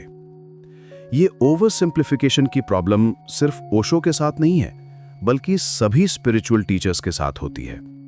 सोशल मीडिया की नेचर ही ऐसी है कि कॉम्प्लेक्स आइडियाज को सिंपल कोट्स में कंप्रेस करना पड़ता है। लेकिन रिस्क ये है कि ओरिजिनल डेप्थ लॉस्ट हो जाती है। इसीलिए ये इंपॉर्टेंट है कि अगर आप ओशो की टीचिंग्स में इंटरेस्टेड हैं, तो सिर्फ कोट्स पर रिलाय ना करें। उनकी कंप्लीट टॉक्स सुनें, उनकी बुक्स पढ़ें, उनकी मेडिटेशंस प्रैक्टिस करें। तभी आप उनकी टीचिंग्स की रियल डेप्थ को अप्रिशिएट कर सकेंगे। ओशो कहते थे कि सभी स्पिरिचुअल मेथड्स एसेंशियली अवेयरनेस के बारे में है, चाहे वो योगा हो, तंत्र हो, ज़ेन हो या कोई और पाथ हो, सबका कोर अवेयरनेस है। आज के टाइम में जब हमारे पास सो मेनी ऑप्शंस हैं, ये क्लैरिटी हेल्पफुल है। आपको कोई स्पेसिफिक ट्रेडिशन फॉलो करने की ज़रूरत नहीं है, बस अवेयर रहने की ज़रूरत है। ये नॉन सेक्टेरियन अप्रोच ओशो की टीचिंग्स की एक बड़ी स्ट्रेंथ है। वे कहते थे कि ट्रूथ कोई मोनोपोली नहीं है, हर ट्रेडिशन में कुछ ना कुछ वैल्यूबल है, आपको सिर्फ उसे एक्सट्रैक्ट करना है जो आपके लिए यूजफुल है। ये अप्रोच आज के ग्लोबलाइज्ड वर्ल्ड में बहुत रेलेवेंट है, जहां डिफरेंट कल्चर्स और ट्रेडिशंस मिक्स हो रही हैं। लोग अब एक ही ट्रेडिशन में बाउंड नहीं रहना चाहते, वे डिफरेंट सोर्सेस से विजडम गैदर करना चाहते हैं। साइलेंस के बारे में ओशो का पर्सपेक्टिव भी आज के नॉइजी वर्ल्ड में बहुत रेलेवेंट है। वे कहते थे कि साइलेंस का मतलब ये नहीं है कि कोई साउंड नहीं है, साइलेंस का मतलब है कि आपके कॉन्शियसनेस में कोई थॉट इंटरफेयर नहीं कर रहा। आज जब हमारा माइंड कॉन्स्टेंटली चैटरिंग करता रहता है, ये अंडरस्टैंडिंग वैल्यूबल है। ये इनर साइलेंस को अचीव करना आज के टाइम में चैलेंजिंग है। हमारे अराउंड कॉन्स्टेंट नॉइज है, ट्रैफिक, नोटिफिकेशंस, कॉन्वर्सेशंस, म्यूजिक। लेकिन ओशो कहते थे कि एक्सटर्नल नॉइज कोई प्रॉब्लम नहीं है, रियल प्रॉब्लम इंटरनल नॉइज है, थॉट्स का कांस्टेंट फ्लो। जब आप मेडिटेशन प्रैक्टिस करते हैं तो आप ग्रेजुअली इस इंटरनल नॉइज को रिड्यूस करना सीखते हैं। आप अपने थॉट्स के साथ आइडेंटिफाई करना स्टॉप कर देते हैं। आप एक साइलेंट विटनेस बन जाते हैं। प्रेजेंट मोमेंट के इंपॉर्टेंस को ओशो ने बार बार एम्फसाइज किया था। वे कहते थे कि थॉट आपको पास्ट या फ्यूचर में ले जा सकती है, लेकिन नो थॉट आपको प्रेजेंट में ला देती है, और केवल प्रेजेंट ही रियल है। आज के टाइम में जब हम कॉन्स्टेंटली प्लानिंग कर रहे हैं या पास्ट में रिग्रेट कर रहे हैं, ये मैसेज पावरफुल है। ये प्रेजेंट मोमेंट अवेयरनेस को डेवलप करना एक आर्ट है। इनिशियली ये डिफिकल्ट लगता है क्योंकि हमारी हैबिट है पास्ट और फ्यूचर में जंप करने की, लेकिन प्रैक्टिस के साथ ये ईजियर हो जाता है। ओशो कहते थे कि जब आप ट्रूली प्रेजेंट होते हैं तो टाइम स्टॉप हो जाता है, आप इटर्निटी को एक्सपीरियंस करते हैं। ये मिस्टिकल एक्सपीरियंस है, लेकिन ये पॉसिबल है। ओशो की एक और इंपॉर्टेंट टीचिंग थी कि आप अपने एक्सपीरियंसेस के साथ आइडेंटिफाई न हो, चाहे वो स्पिरिचुअल एक्सपीरियंसेस हो या ऑर्डिनरी एक्सपीरियंसेस हो। आप उन्हें ऑब्जर्व करें, लेकिन उनके साथ अटैच्ड न हो जाएं। ये डिटैचमेंट का कॉन्सेप्ट आज के टाइम में जब हम कॉन्स्टेंटली अचीवमेंट्स और फेलियर्स के साथ अपनी आइडेंटिटी एसोसिएट करते रहते हैं, बहुत हेल्पफुल है। ये डिटैचमेंट का कॉन्सेप्ट ऑफन मिसअंडरस्टूड होता है। लोग सोचते हैं कि इसका मतलब इंडिफरेंस है या इमोशनल नमनेस है, लेकिन ओशो का मतलब ये नहीं था। डिटैचमेंट का मतलब है कि आप फुली इन्वॉल्व रहें, लेकिन आउटकम के साथ अटैच ना हो। जब आप डिटैच्ड होते हैं तो आप मोर इफेक्टिव हो जाते हैं, आपकी परफॉर्मेंस इंप्रूव होती है क्योंकि आप प्रेशर फील नहीं करते, आप नेचुरली और स्पॉन्टेनियसली एक्ट करते हैं। मोरालिटी के बारे में ओशो का अप्रोच भी यूनिक था। वे कहते थे कि मोरालिटी के बारे में वरी ना करें, बस अवेयरनेस डेवलप करें। जब आप ट्रूली कॉन्शियस हो जाएंगे तो आपके एक्शंस ऑटोमेटिकली मॉरल हो जाएंगे। ये अप्रोच आज के टाइम में जब हम कॉन्स्टेंटली जज कर रहे हैं कि क्या राइट है और क्या रॉन्ग है, रिफ्रेशिंग है। ये नेचुरल मोरालिटी का कॉन्सेप्ट रेवोल्यूशनरी है। ट्रेडिशनल मोरालिटी एक्सटर्नल रूल्स पे बेस्ड होती है, आपको बताया जाता है कि क्या करना है और क्या नहीं करना है, लेकिन ओशो कहते थे कि रियल मोरालिटी इंटरनल अवेयरनेस से आती है। जब आप अवेयर होते हैं तो आप नेचुरली कंपैशनेट हो जाते हैं। आप दूसरों को हर्ट नहीं करना चाहते क्योंकि आप रियलाइज करते हैं कि सब कनेक्टेड हैं। ये मोरालिटी इम्पोज नहीं है बल्कि नेचुरल है। आज के डिजिटल एज में ओशो की रेलेवेंस का एक और एस्पेक्ट है उनका एम्फेसिस ऑन इंडिविजुअलिटी पर। वे कहते थे कि आप यूनिक हैं, आपको कोई और बनने की कोशिश नहीं करनी चाहिए। सोशल मीडिया के टाइम में जब हम कॉन्स्टेंटली अदर्स से कंपेयर कर रहे हैं, ये मैसेज पर्टिकुलरली इंपॉर्टेंट है। ये इंडिविजुअलिटी सेलिब्रेट करना आज के कन्फॉर्मिस्ट कल्चर में चैलेंजिंग है। सोशल मीडिया पर हर कोई सिमिलर कंटेंट क्रिएट कर रहा है, सिमिलर लाइफस्टाइल फॉलो कर रहा है, लेकिन ओशो कहते थे कि ये इमिटेशन लाइफ नहीं है, रियल लाइफ तब शुरू होती है जब आप अपना यूनिक पाथ फाइंड करते हैं, जब आप अपनी ऑथेंटिक वॉइस फाइंड करते हैं। ये स्कैरी हो सकता है क्योंकि आप क्राउड से अलग हो जाते हैं, लेकिन यही रियल फ्रीडम है। ओशो कहते थे कि इम्परफेक्शन को एम्ब्रेस करें, परफेक्ट होने की कोशिश ना करें, क्योंकि इम्परफेक्शन में ही ग्रोथ पॉसिबल है। ये मैसेज आज के परफेक्शनिस्ट कल्चर में, जहां हम कॉन्स्टेंटली फ्लॉलेस इमेज प्रेजेंट करने की कोशिश कर रहे हैं, लिबरेटिंग है। ये इम्परफेक्शन को एक्सेप्ट करना सेल्फ कंपैशन का एक फॉर्म है। जब आप अपनी मिस्टेक्स और लिमिटेशंस को एक्सेप्ट करते हैं तो आप रिलैक्स्ड हो जाते हैं, आप अपने साथ काइंड हो जाते हैं। ओशो कहते थे कि मिस्टेक्स से डरने की जरूरत नहीं है, मिस्टेक्स लर्निंग का पार्ट हैं। जो लोग मिस्टेक्स से डरते हैं वे कुछ नया ट्राई नहीं करते, वे सेफ जोन में स्टक रह जाते हैं। फ्यूचर में ओशो की टीचिंग्स का इन्फ्लुएंस और भी बढ़ने की संभावना है। जैसे जैसे टेक्नोलॉजी एडवांस होती जाएगी, VR meditation experiences, AI guided mindfulness sessions, ये सब पॉसिबल हो जाएंगे, लेकिन कोर मैसेज सेम रहेगी, अवेयरनेस, प्रेजेंस और इनर फ्रीडम। ये एक्साइटिंग है कि टेक्नोलॉजी कैसे स्पिरिचुअल प्रैक्टिसेस को एनहांस कर सकती है। VR के थ्रू आप डिफरेंट एनवायरनमेंट्स में मेडिटेट कर सकेंगे, AI आपकी मेडिटेशन को पर्सनलाइज कर सकेगी, लेकिन टेक्नोलॉजी सिर्फ टूल है। रियल ट्रांसफॉर्मेशन आपकी अवेयरनेस से आएगी। ओशो कहते थे कि फ्यूचर में रिलीजन की जरूरत नहीं होगी, सिर्फ रिलीजियसनेस की जरूरत होगी, यानी कि ऑर्गेनाइज रिलीजन नहीं बल्कि पर्सनल स्पिरिचुअलिटी। ये प्रेडिक्शन आज ट्रू होती दिख रही है। तो अब जब हमने ओशो के डिजिटल ट्रांसफॉर्मेशन और उनकी कोर टीचिंग्स को एक्सप्लोर किया है, तो एक इंपॉर्टेंट क्वेश्चन रह जाता है, इन सब कॉन्सेप्ट्स को आप अपने जीवन में कैसे अप्लाई कर सकते हैं। ये सिर्फ इंटेलेक्चुअल अंडरस्टैंडिंग का मैटर नहीं है, बल्कि प्रैक्टिकल इम्प्लीमेंटेशन का है। शायद आज से आप जो भी करें उसे थोड़ा सा कॉन्शियसली करने की कोशिश करें। जब आप कॉफी पी रहे हो तो उसके टेस्ट को फील करें, उसकी वार्मथ को फील करें, उसकी अरोमा को नोटिस करें। यह सिंपल लगता है, लेकिन यही मेडिटेशन की शुरुआत है। जब आप वॉक कर रहे हो तो अपने फुटस्टेप्स को नोटिस करें, ग्राउंड के साथ अपने फीट का कांटेक्ट फील करें, अपनी ब्रीदिंग को ऑब्जर्व करें। ये सब ऑर्डिनरी एक्टिविटीज हैं, लेकिन जब आप इन्हें कॉन्शियसली करते हैं तो ये एक्स्ट्राऑर्डिनरी बन जाती हैं। जब आप ब्रीथ कर रहे हो तो उस प्रोसेस को ऑब्जर्व करें, देखें कि कैसे एयर आपके नॉस्ट्रल से अंदर जाती है, आपके लंग्स को फिल करती है और फिर बाहर निकलती है। ये नेचुरल प्रोसेस है, लेकिन जब आप इसे कॉन्शियसली ऑब्जर्व करते हैं तो ये मेडिटेशन बन जाती है। और सबसे इंपॉर्टेंट बात, अपने साथ प्लेफुल रहें, लाइफ को इतनी सीरियसली ना लें, हंसें, एंजॉय करें, सेलिब्रेट करें, क्योंकि जैसा कि ओशो कहते थे, पूरा एग्जिस्टेंस सेलिब्रेटिंग कर रहा है, तो आप क्यों पीछे रह जाएं। ये सेलिब्रेशन का एटीट्यूड डेवलप करना टाइम लेता है, हमारी कंडीशनिंग है सीरियस रहने की, लेकिन ग्रेजुअली आप इसे चेंज कर सकते हैं।